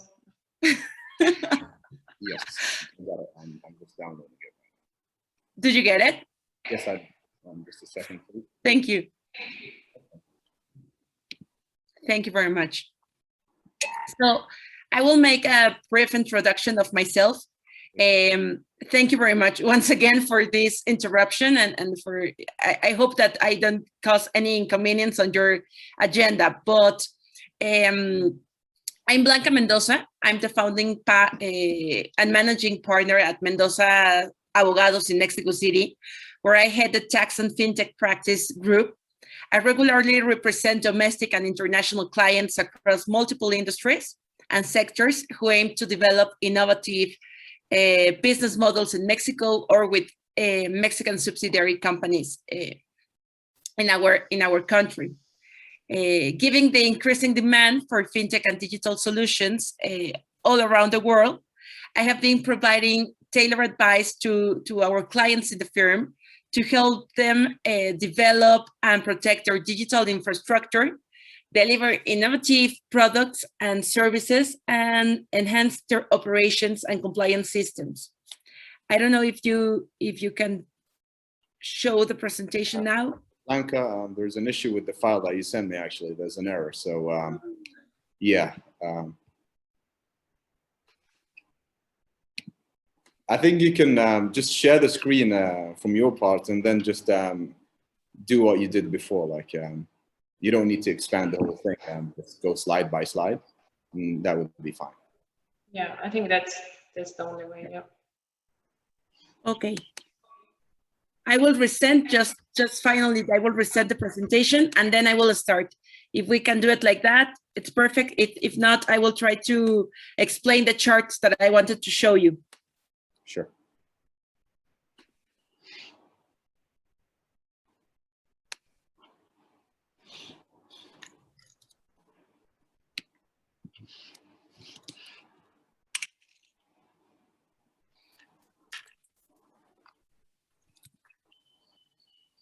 So I just sent it.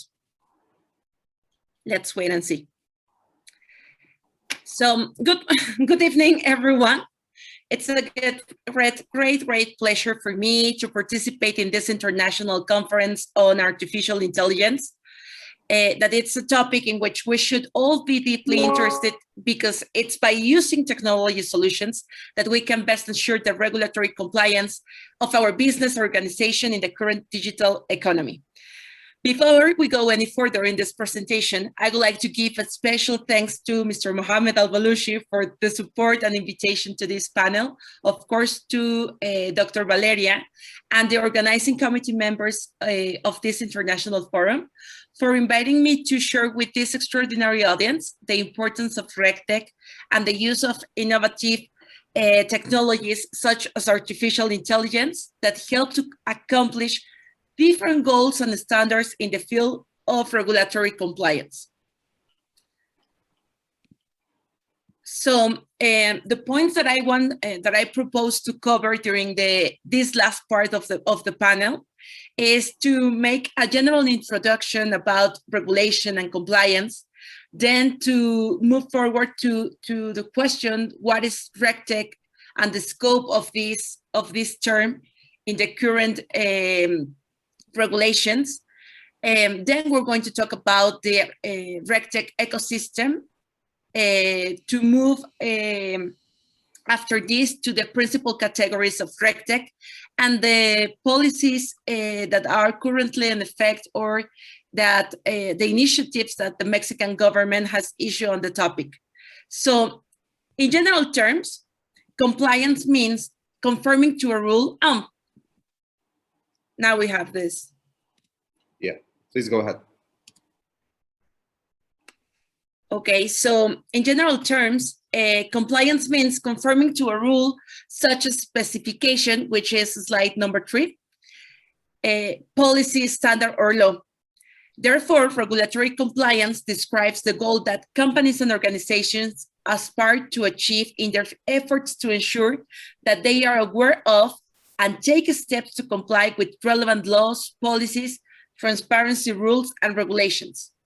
Today, for example, in the following slide, we can see large financial institutions such as HSBC, Dutch Bank, and JP Morgan spend huge amounts of their annual revenue on compliance and regulatory controls, mainly focused on anti-money laundering, know your client or know your customer policies, and data privacy regulations.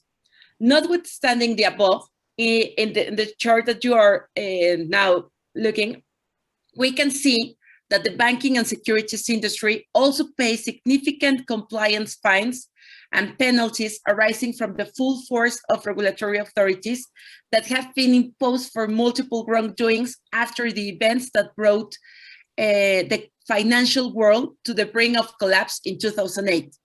For example, in this chart, we can see a huge fine imposed to HSBC for almost $1.9 billion for operations that occurred in different countries during 2012, like Libya, Cuba, Iran. So as you can see, the amounts of these fines are huge, are very significant, but the most recent reports issued on this topic show that in 2012, the total value of fines levied to financial institutions for these wrongdoings was around 198, a year-on-year increase of 141%. Additionally, this report showed that collectively, financial institutions headquartered in the US received the highest value of fines, accounting for billionaire amounts.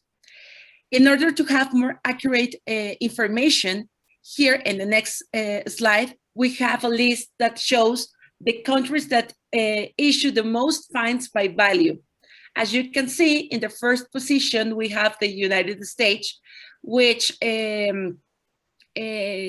imposed, in general terms, fines from around $4.5 billion. Then we have Malaysia, Australia, with significant amount of fines, but also we include here countries as Sweden and the United Kingdom with significant fines to this sector. So with all this in mind, it is clear that an increasingly complex regulatory environment has led to an increase in compliance cost. In this way, regulatory technology, popularly known as RegTech, is currently a buzzword in the global financial and compliance community. But what exactly is RegTech? Please, next slide. And why is it gaining prominence, this concept, in the digital economy? The term RegTech was first coined in 2015 by the UK's Financial Conduct Authority, the FCA, who called it a subset of fintech that focuses on technologies that may facilitate the delivery of regulatory requirements more efficiently and effectively than existing capabilities. In simple terms, it refers to any technology that ensures companies comply with the regulatory requirements. So what many people commonly think of RegTech as a relatively recent concept is that its main features are related to support the financial industry, particularly because the term was born after the 2008 financial crisis that produced an increase in financial sector regulation. However, regulatory and technology have long gone together, and if you can pass to the next slide, please, have gone together and support each other, not only within the financial industry, but also with multiple companies that are currently supplying the capital to fund technological solutions and then incorporating many of these new technologies into their business, with the main purpose to fulfill and accomplish the regulatory requirements that apply to their particular activities and operations in different sectors, such as energy, healthcare, agriculture, government, legislation, among others. So in this map, you can see all the solutions that are currently developing through these RegTech solutions in many different important sectors all around the world and in the economy. No? As I already said,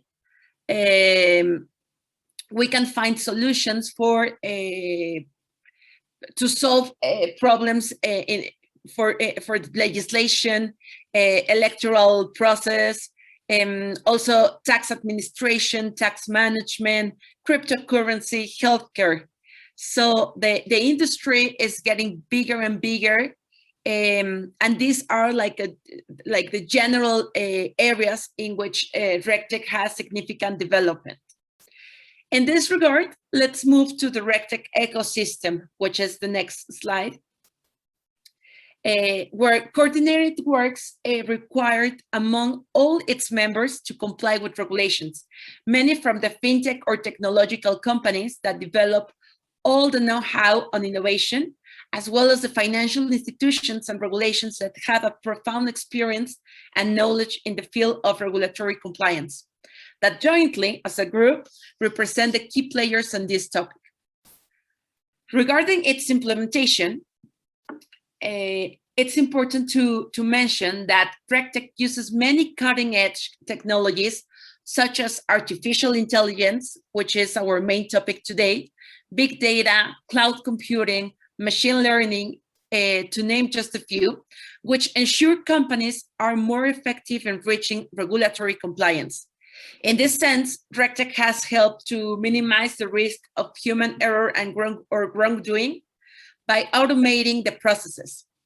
So before moving on to discuss some of the main categories of regulatory technology, it is important to mention that, generally speaking, all RegTech processes can be divided into 4 main parts, which is the following slide. The first must-have of any business or process is customers. In this way, the initial part of the RegTech process is signing up customers, which involves 2 key elements. First, understanding the customer's needs and the compliance requirements that apply to your customers. Second, validating and verifying customers' information. The main benefit of this part of the process is that companies can make a proper verification of customers' assets and finances that will help them to detect and prevent any frauds or threats. The second part is monitoring, which involves a process of continuously watching all customer activities. Once they sign up, you get access to their transactions that can be monitored by a software. In this case, RegTech uses cloud computing and big data to manage the data flow. The next part is detection, where artificial intelligence algorithms become fundamental in order to identify repeating patterns or flags while monitoring transactions and activities of any entity.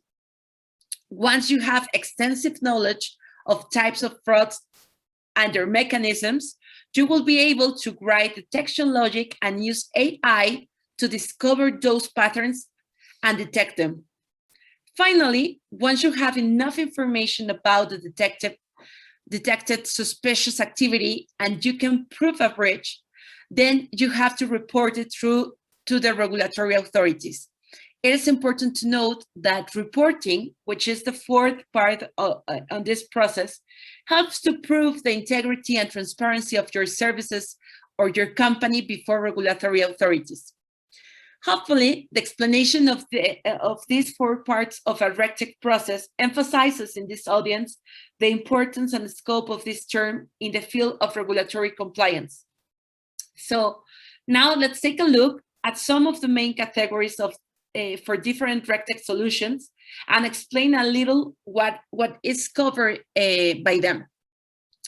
So in this image, we can see the first category, that it's general compliance, which refers to all solutions that help to ensure compliance by automating processing, like searching for new or changed regulations, reporting, data analysis, sharing the impact of changes, among others.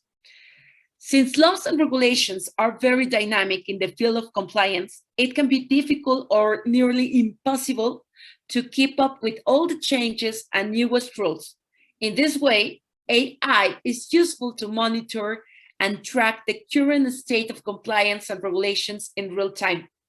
So the next category, identity management and control, includes the Know Your Client customer and the anti-money laundering processes, as well as due diligence purposes and other forms and background checks and verifications that are usually performed manually. However, RegTech solutions, by making use of artificial intelligence and machine learning, can help gather the necessary information from multiple sources and help to analyze them. For example, the process of client onboarding for banks is traditionally burdensome and time-consuming. It can take from several days to weeks before checks are completed and a client can be approved for business. Thanks to the application of new technologies, such as artificial intelligence, banks can achieve significant time and cost savings. So there are also RegTech solutions that can monitor risk by identifying situations based on delivered data. This category is called risk management. And in the financial sector, artificial intelligence solutions can be used to predict market changes and mitigate risk. Moreover, in the current digital economy, the right software can aid in the reporting process by automating it without the need of involving employees, which can be held into conflict with this ethical part or subject that Dr. Valeria was talking before. However, as a result of this kind of technologies, we get correct data on time and limit possible human mistakes. The regulatory reporting processes that can be optimized by using artificial intelligence are the following: regulatory change management, data validation, data processing and preparation, categorization and classification, analytical calculations, and so many others. Thanks to regulatory reporting, companies can create automated data distribution and regulatory reporting through big data analytics that can bring significant time and cost savings. Finally, our last category, data protection, refers to the solutions from RegTech firms that are focused on protecting the privacy of individuals in data use, especially in light of regulations like the GDPR, which require financial institutions to adopt to a different framework. Based on the above, it is clear that you could easily find dozens of categories of RegTech solutions. However, these regulatory technologies are valuable because they enhance transparency as well as consistency and standardized regulatory processes in companies and organizations to deliver sound interpretations of ambiguous regulations and thus to provide higher levels of quality at lower cost, while reducing threats like cyber attacks, security breaches, or money laundering. Therefore, as soon as RegTech appeared, a number of companies have been developing innovative tools in order to solve different regulatory problems.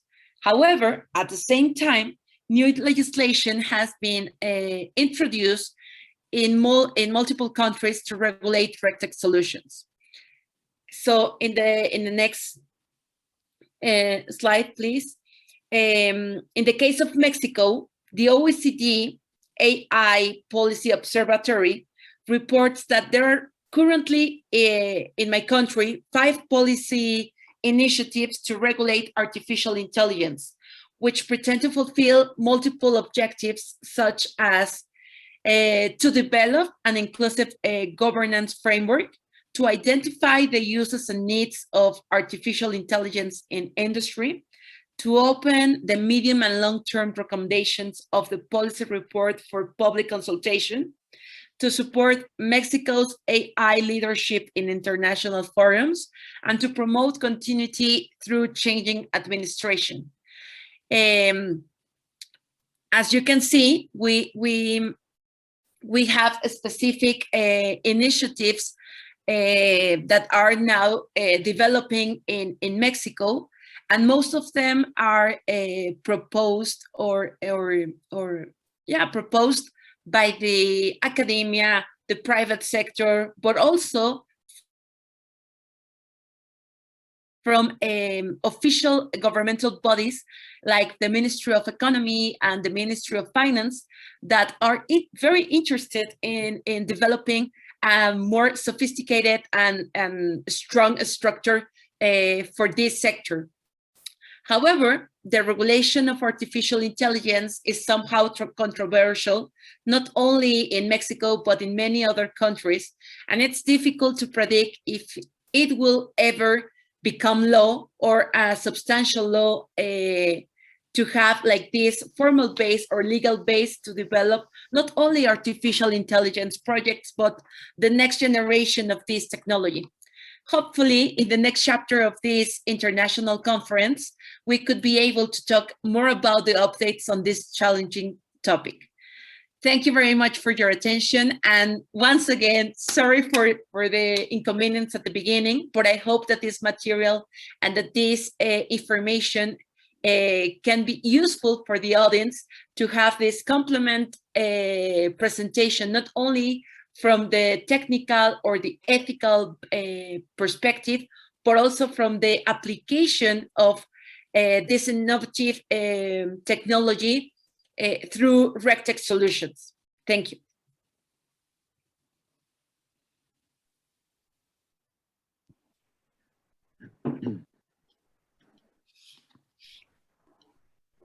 Thank you very much for that, Blanca. That was a great presentation.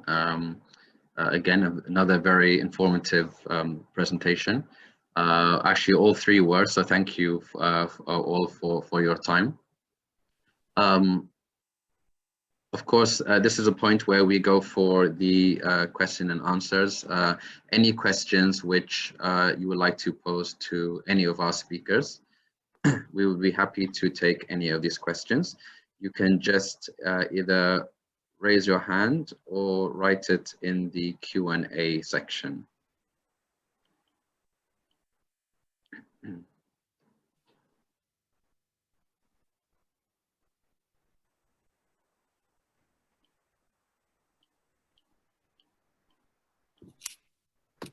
Well, let me pose this question to, oh, someone's already asked a question. Oh, great. Oh, yeah. So the question here is from Michelle Mansour. Is it enough to have a general data protection regulation in place, or does AI entail specific concerns that need to be specifically addressed in a separate and more AI-centered regulation? Mohammed, do you want to decide how this is answered? Maybe. I believe that the three of us can actually have multiple answers or multiple points of views when it comes to this certain question. So thank you, dearly, Ms. Mansour, for such an informative question. And true, the GDPR is particularly related to data protection. Let's just be specific about that. Nonetheless, just how I elaborated throughout my presentation, there are certain aspects which ought to be dealt with individually, or such as technical robustness, the harmonization of certain laws, and data protection. True, the data protection law, let's just say, is extensive and comprehensive when it comes to regulating a certain field in Europe or globally due to its wide reach. Nonetheless, it doesn't tackle all the multiple aspects when it comes to AI systems. So I believe that the GDPR is not enough. Nonetheless, it will certainly guide, let's just say, privacy by design when it comes to AI systems. I believe the panel has different points of views when it comes to that. Yeah, Mohammed, I will agree with you that data protection is extremely important in terms of the way how we use the data, how we integrate the data, and how we label the data into our systems. It's probably one of the core things that everyone always cared about. However, just data being protected will not kind of promise us the technology being fair, or or the design of the technology being responsible, right, for the right use case to be used, and also assimilation of technology across the right audience. So I think there are more thinking process required on the entire ecosystem and framework within the organizations on what they produce, how they distribute it, and also the users itself as well. So there are quite a few touching points that needs to be brought into the picture, and data protection is one of them, one of the essential ones. However, there are also quite a few other ones that needs to be contributed. Also, I want to add, I'm sorry, I interrupt you. No, please go ahead. I had nothing to say, actually. What I wanted to add, it's like a general idea, which we always need to bear in mind.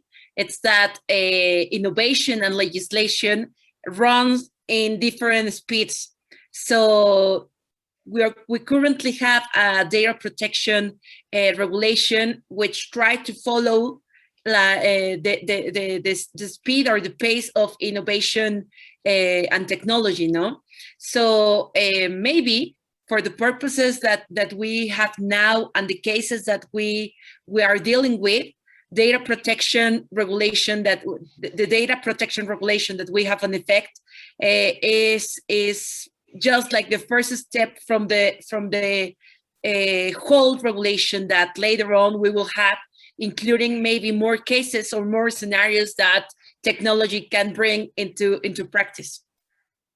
Oh, no, certainly, and I agree with the fact that it would be like misguided to regulate AI in a general fashion or focus on certain, let's just say, points, just data protection or even just security. But I think that the risks differ depending on the industry. So, for instance, I believe that the military sector requires a certain regulation when it comes to adopting or even developing certain AI technologies. And the same would apply to the manufacturing industries, the health industry, the UAV industry, and autonomous vehicles. And I believe we ought to take each sector into consideration when developing such technologies. But just to get back to Michelle's question, the GDPR certainly relates to data protection. And because of its wide reach, I believe it would have a massive effect when it comes to developing such AI-related laws. So, yep. Thank you, Michelle.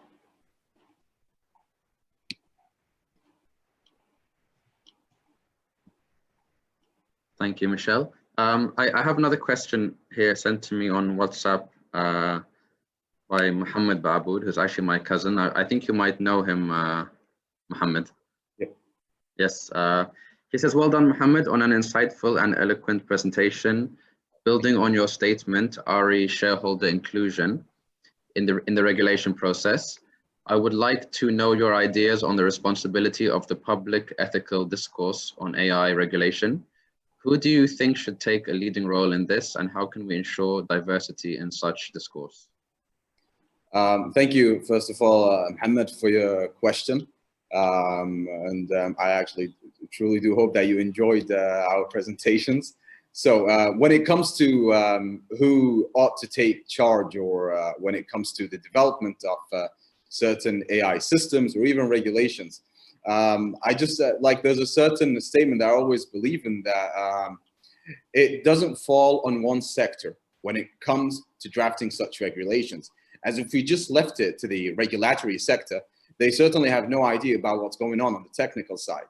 And if we just left it to engineers and computer scientists to identify how our technologies ought to be developed, believe me, we'd still like AI would not be developed probably in the ethical manner that we seek it to be developed, and hence the development, deployment of such systems. So I believe such efforts should come together.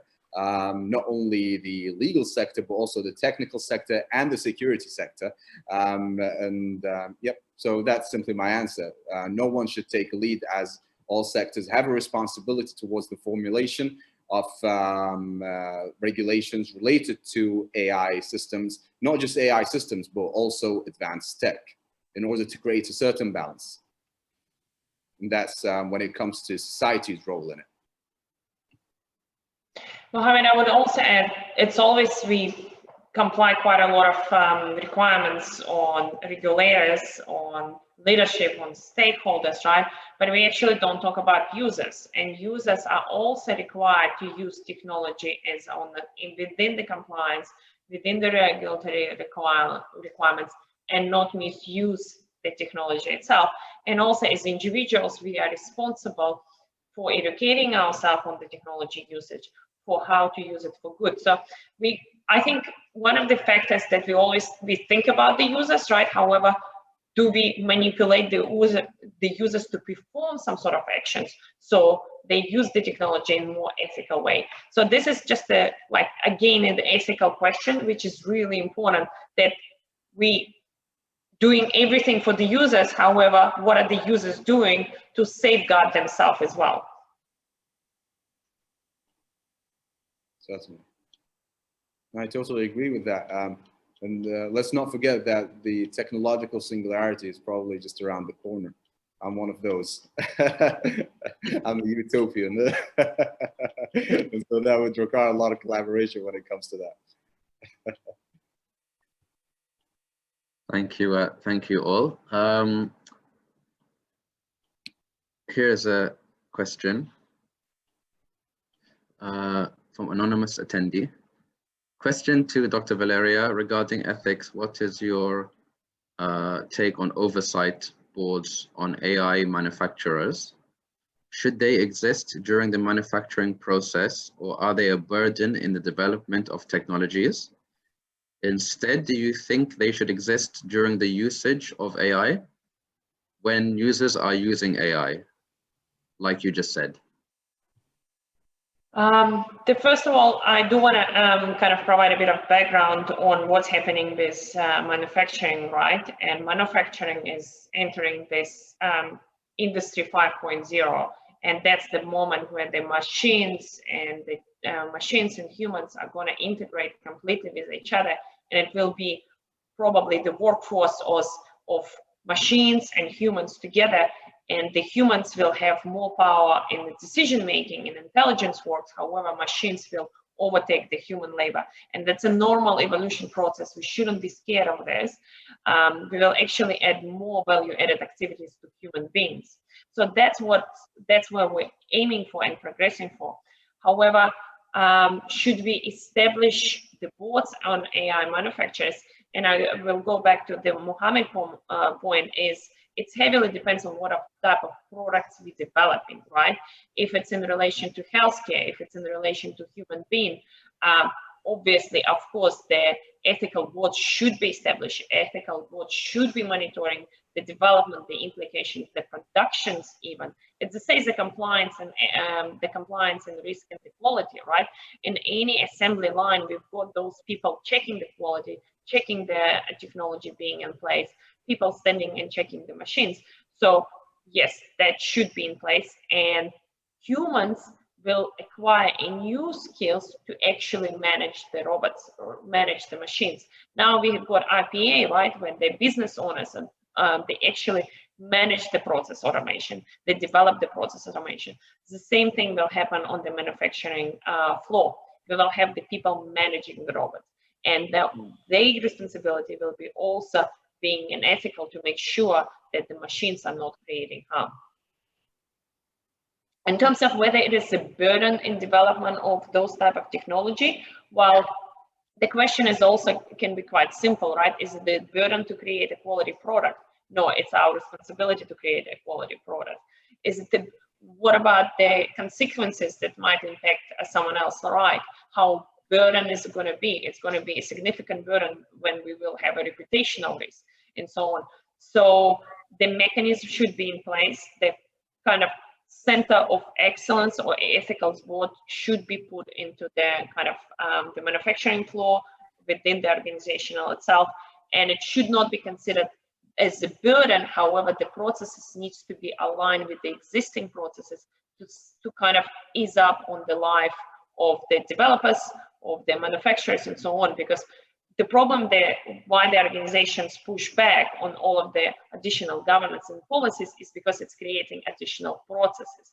We are not incorporating processes into the existing way of working.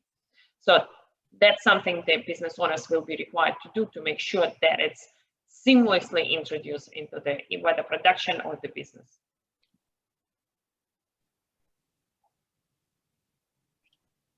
Thank you for that. Anyone else wants to contribute? Totally agree with you. Since, as you said, it all depends on the sector that we ought to regulate or imply certain ethical principles upon. So we can't do it in a general fashion. So I'm on board with your certain view when it comes to manufacturers being involved at certain stages of AI development. Yeah. And I think AI ethics is the same thing as what's happening now with sustainability, right? A couple of years ago, sustainability was not even, again, as legislation, it was guidelines and framework. Now it's becoming part of our financial reporting, right? For us, in order to go public, we need to provide the relevant information on the sustainability factor of any organization. So it's also will be there. Totally. And it is evident that in each sector, the consequences are completely different, but maybe as you mentioned in your presentation, Dr. Valeria, there are principles that the industry need to follow, no, without losing or the perspective of doing on an ethical way or in an ethical mode. It's completely different, the type of application of technology, for example, in tax management, technological solutions that in environmental or healthcare. So at the end, all of them are involved with human beings, but maybe the standards in each sector industry can change from each other. Yeah, and standards will change. The more we progress with the technology, the different standards will come into the place, and the new regulations and new compliance will come into the place for sure. I think the standards 2 years ago are completely different to standards now because we also evolve and we're using technology in a different ways and we are more advanced. That's right. Thank you, Doc. Thank you all. Well, we've received another question here. Combining ethics and new approaches to check money laundering using social media and biometrics. What are the limitations here?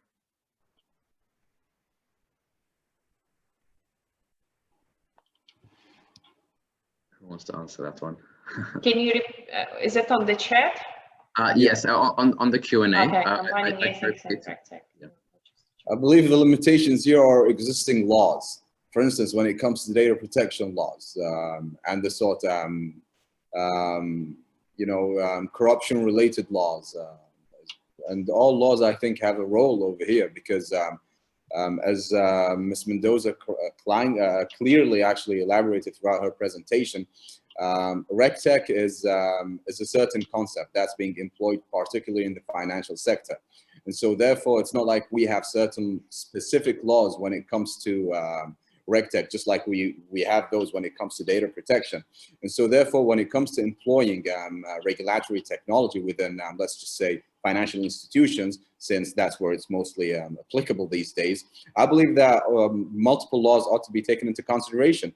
For instance, the GDPR has a role when it comes to data protection matters and money laundering, as I said earlier, corruption-related laws. So I believe multiple laws come into play here, depending on the jurisdiction, of course. And so true ethics and RegTech come together, I guess, but let's just not forget about other regulations which are already out there. Mm-hmm. Yeah, you're right. Here in Mexico, for example, related to this topic, we have a very controversial new law in effect, which states as mandatory to use any financial services to allow the financial institutions to have your localization or your location open to track and to give transparency to all the transactions. And I mean, this is not the newest type of legislation in the world, but for Latin America and for Mexican purposes, it's a topic in which population is divided, because from one side, financial services through apps, through the digital banking, it's the easiest way to develop and to process specific operations in this sector. But at the same time, there's another part of the population that thinks that it's invasive and it's not protecting at all the personal information or very, very sensitive information from the users of these type of services. So I mean, like, I think that the limit or the current limitation that we only have by this time, as Mohammed mentioned, is the laws and regulations that we can apply not only from data protection perspective, but also from the technological features that we are developing to apply in our daily basis operations. True. And let me just clarify a certain point for the audience. Let's just keep in mind that RegTech is all about assessing and monitoring compliance with applicable laws, as well as let's just say assessing the upcoming laws and whether we're going to be compatible with them. And so I guess that's the main idea behind RegTech. And when it comes to laws or regulations, I guess we're talking, it may be even broadly defined to encompass those related to transparency laws, banking laws, data protection laws, anti-corruption laws. And so that is the main purpose behind RegTech when it comes to the financial sector, at least. So that's just to clarify the main concept behind this marriage between regulations and technology. I just want to drive a kind of an interesting parallel, right? And going back to recruitment or hiring decisions, right? Do you want to, when you apply for the job, right, and you go through the different technology and application, right? Do you want the decision be based on your social media activities and your biometrics, right? You don't want to. So that's the same kind of ethical questions. Why my social media activities and why the biometrics should be used, even it is used for the bad or good cause, to check me whether I am doing a lot of money laundering or when I apply for the job. You know, when we look at the big things, this is a personal data, this is a personal information. How I behave online and how I behave offline can be not necessarily relevant items, and they cannot be used against me. So it's really, it's a kind of really kind of a topic that hard to touch from different perspectives. Maybe it's some certain my personal data should be released to the government agency when required, when there is definitely a serious condition or crime conducted and so on. But on a regular basis, I don't think my social media should be defining, for example, my hiring decision. Certainly. I agree. That's a lot of bias over there. So. A lot of bias. I can see a question on AI in ethics. Can you suggest a book to read more on that? That's all on you. I was like, no, because the reason I was actually looking, because I've got quite a few books on my shelves, but on AI in ethics, I think it's not actually reading a book and actually going through everything, what's the use cases that is happening, because they are quite interesting, right? And you can find them everywhere, because you open just LinkedIn and you've got all of those headlines on what is AI is doing and how AI is discriminating people and kind of it making the false assumptions, false decisions, especially in healthcare, like credit card applications and so on. So that's probably what I would suggest. The first thing is just, just think about it, how it can impact us in real life, because we're all using those tools. The second is actually go through those websites of the government agency website and check on the policy and regulations and how different they are. And to be honest, they're not that pretty much different. And quite a few of them are quite similar, and all of the design guiding principles and all of the development kind of frameworks that have been created by the organization to put in place, they all have quite a few similarities. So I think that's what kind of will be helpful more. And there are quite a lot of like different consulting agencies, right? They always publish those white papers on what type of framework should be put in place in the organization, what type of key points to put in mind, and so on. So I think that's probably easier reading than to read a book on ethics, because once again, ethics is a similar question as a question of religion, right? It's really hard to define. However, like, I mean, the most interesting book in probably my entire, I don't know, career, it's by Ray Kurzweil. It's Singularity is Near. And I think he wrote this book back in 80s, right? And he already predicted what is happening now and what's going to happen further. I can put it in the chat, that how the technology is going to overcome human beings, and how the technology will be overcoming the human mind as well. So I think that will also bring a couple of aspects on the ethics and the process of evolution, and that sometimes we cannot fight the evolution, but we have to progress with it smartly. So I'm typing the answer here. But maybe anyone else got any suggestions on the book? To be honest with you, I think Ray Kurzweil's actually book is one of the most authentic books when it comes to the basic concepts behind AI.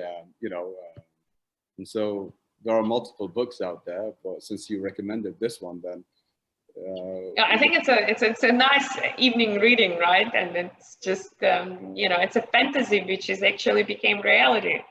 It is. It's like science fiction.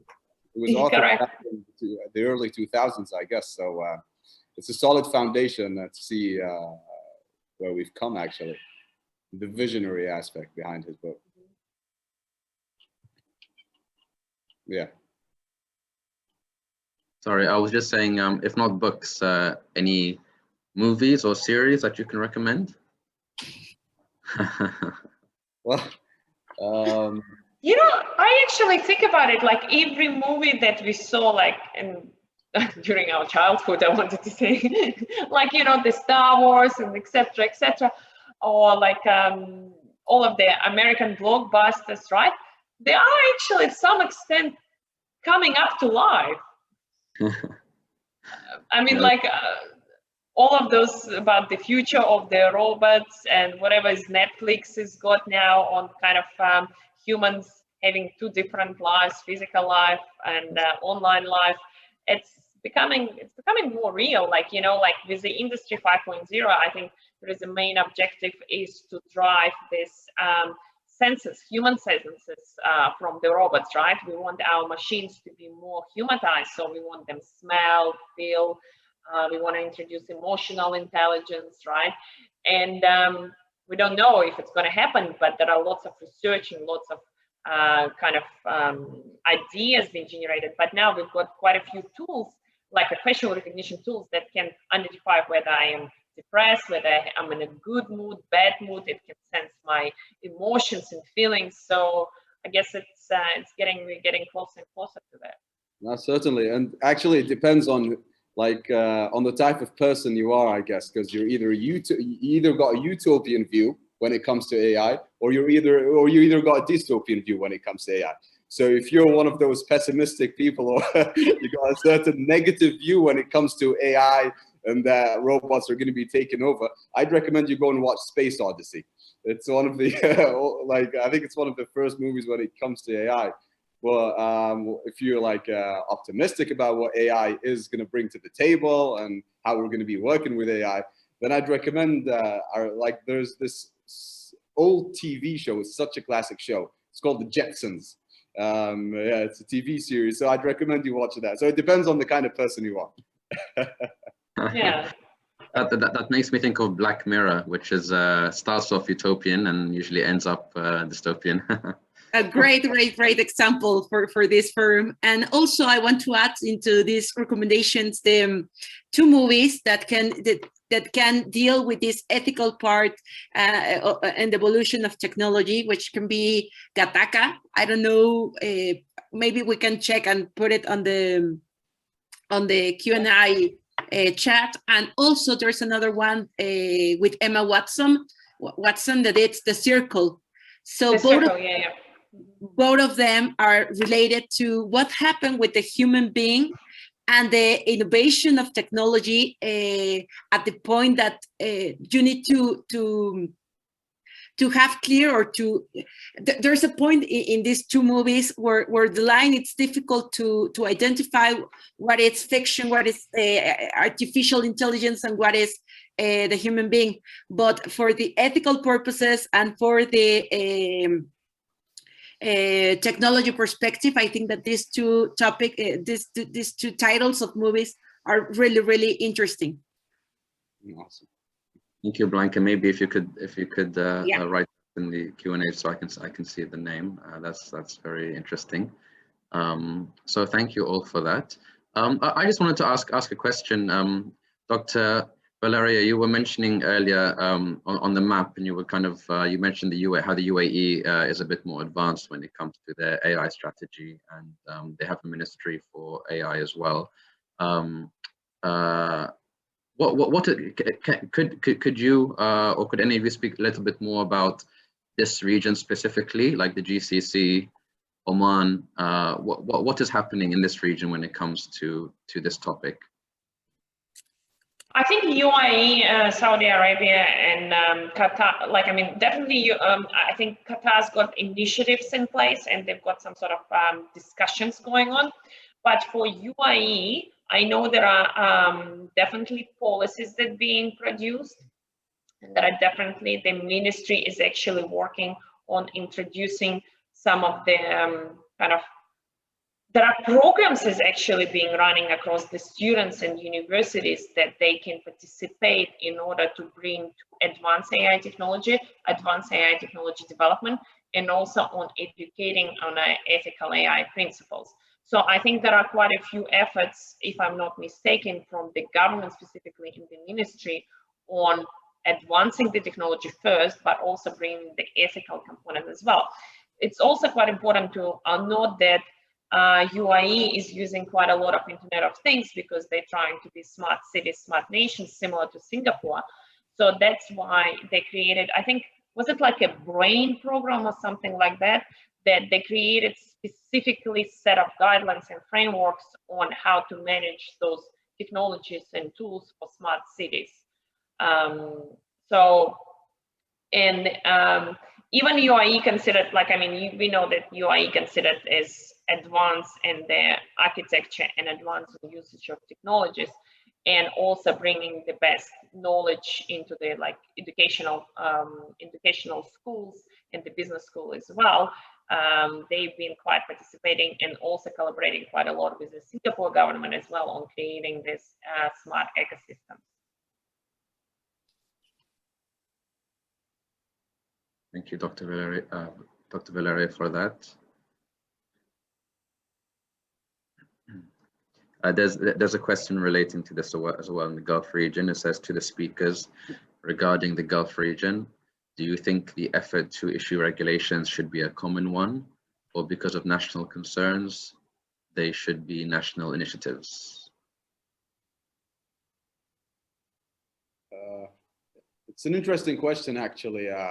First of all, I guess one of the main reasons behind the establishment of the GCC is to have, honestly, compatible laws and strategies. But I think, okay, so let me just state out facts. As Dr. Valeria just stated, the UAE already has its national AI strategy. It has its own ministry for AI. I believe Saudi Arabia also has a national AI strategy set for 2030, in which it seeks to be a hub for data and systems development and the sort. So now looking at strategies, which is always going to be the first step.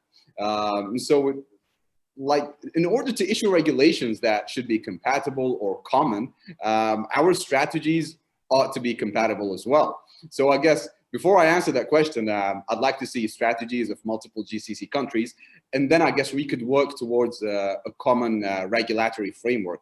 And it's not difficult, since looking at the EU, which already has a certain AI regulation in place. It's a massive union, and considering the GCC, which is also a union, I believe that is certainly possible. But first of all, we ought to bring our strategies together, have them compatible when it comes to AI development, and then we can talk about a common regulatory framework. And so, yeah, I think that would be my take on the matter. And I think, Mohammed, it's really important to do an assessment of the kind of readiness, right, for ethical guidelines or ethical rules in the technology assessment as well. Because sometimes we've got examples of legislation being introduced, but it's being introduced too early that the people cannot actually make sense and use it appropriately, right? Because there are countries or there are individuals that not necessarily using AI to that certain level or extreme, right?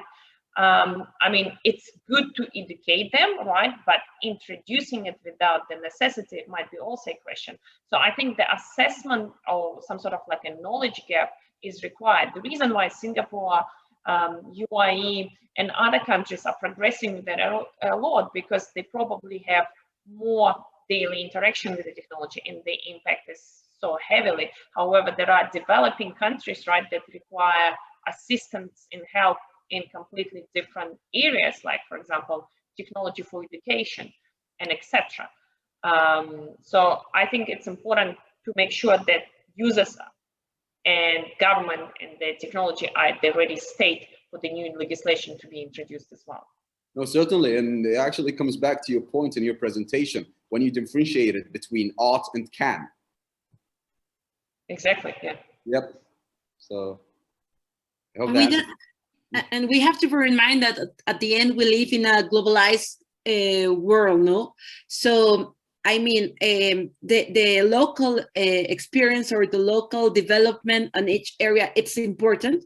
But at the end, if we want to be or continue connected with the rest of the world, we need to follow up with specific principles, standards, laws and policies that will bring like a better outcome for, in general terms, for the industry. So as Dr. Valeria mentioned, sometimes there are countries that, for example, in our case in Mexico, we know about this type of topics in a very green field or green stage way of the topic, but it is the constant evolution in technology and the constant evolution in the economy that makes us turn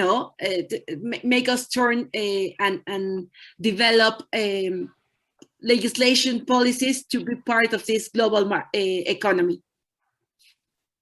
Mm-hmm. Definitely agree.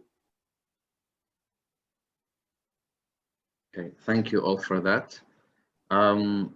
If there's no further questions from any of the participants or any of the speakers either, I will, Mohammed, is there any further comments as chair you would like to make? To be honest with you, I think an obvious comment would be to thank you and the entire organization for organizing such an amazing event. And as I said at the start of my session, that I truly do hope that this would be a positive step in putting Oman in the spotlight when it comes to AI development in the near future, because I believe AI is a priority in our national vision and the main pillar as well. And so therefore, I believe we're on the right track towards being a global hub when it comes to AI systems. And not only that, but advanced technology in general, hopefully not just in terms of utilizing such technologies, but also when it comes to the manufacturing of such advanced systems. So that would be my closing remarks. Thank you for Mohammed. that. Thank you, Omar. Thank you all. Thank you, Mohammed. Thank you, Dr. Valeria and Blanca. Mohammed, very much. for closing remarks. That was a very great way to put it. Thank you. Thank you, audience as well. Thank you, audience. Thank you, Dr. Valeria. Michelle Mohammed, Mansour has Blanca. just said thank you to all the panelists. Very successful panel presentation. You really humanized AI to us. Thanks for that comment, Michelle, and for the speakers. This session was recorded, like all of these sessions. We're going to put them all together, and we're going to promote and share this even after the event. AI will continue to play an important role in Oman's 2040 vision, and we will continue to roll out events relating to AI. So we would love to have you back virtually and physically in the future as well. So thank you all for your time today. Thank you. Thank you so much. Thank you very much. Thank you. Take care. Ma salama, everyone. Bye. Bye-bye.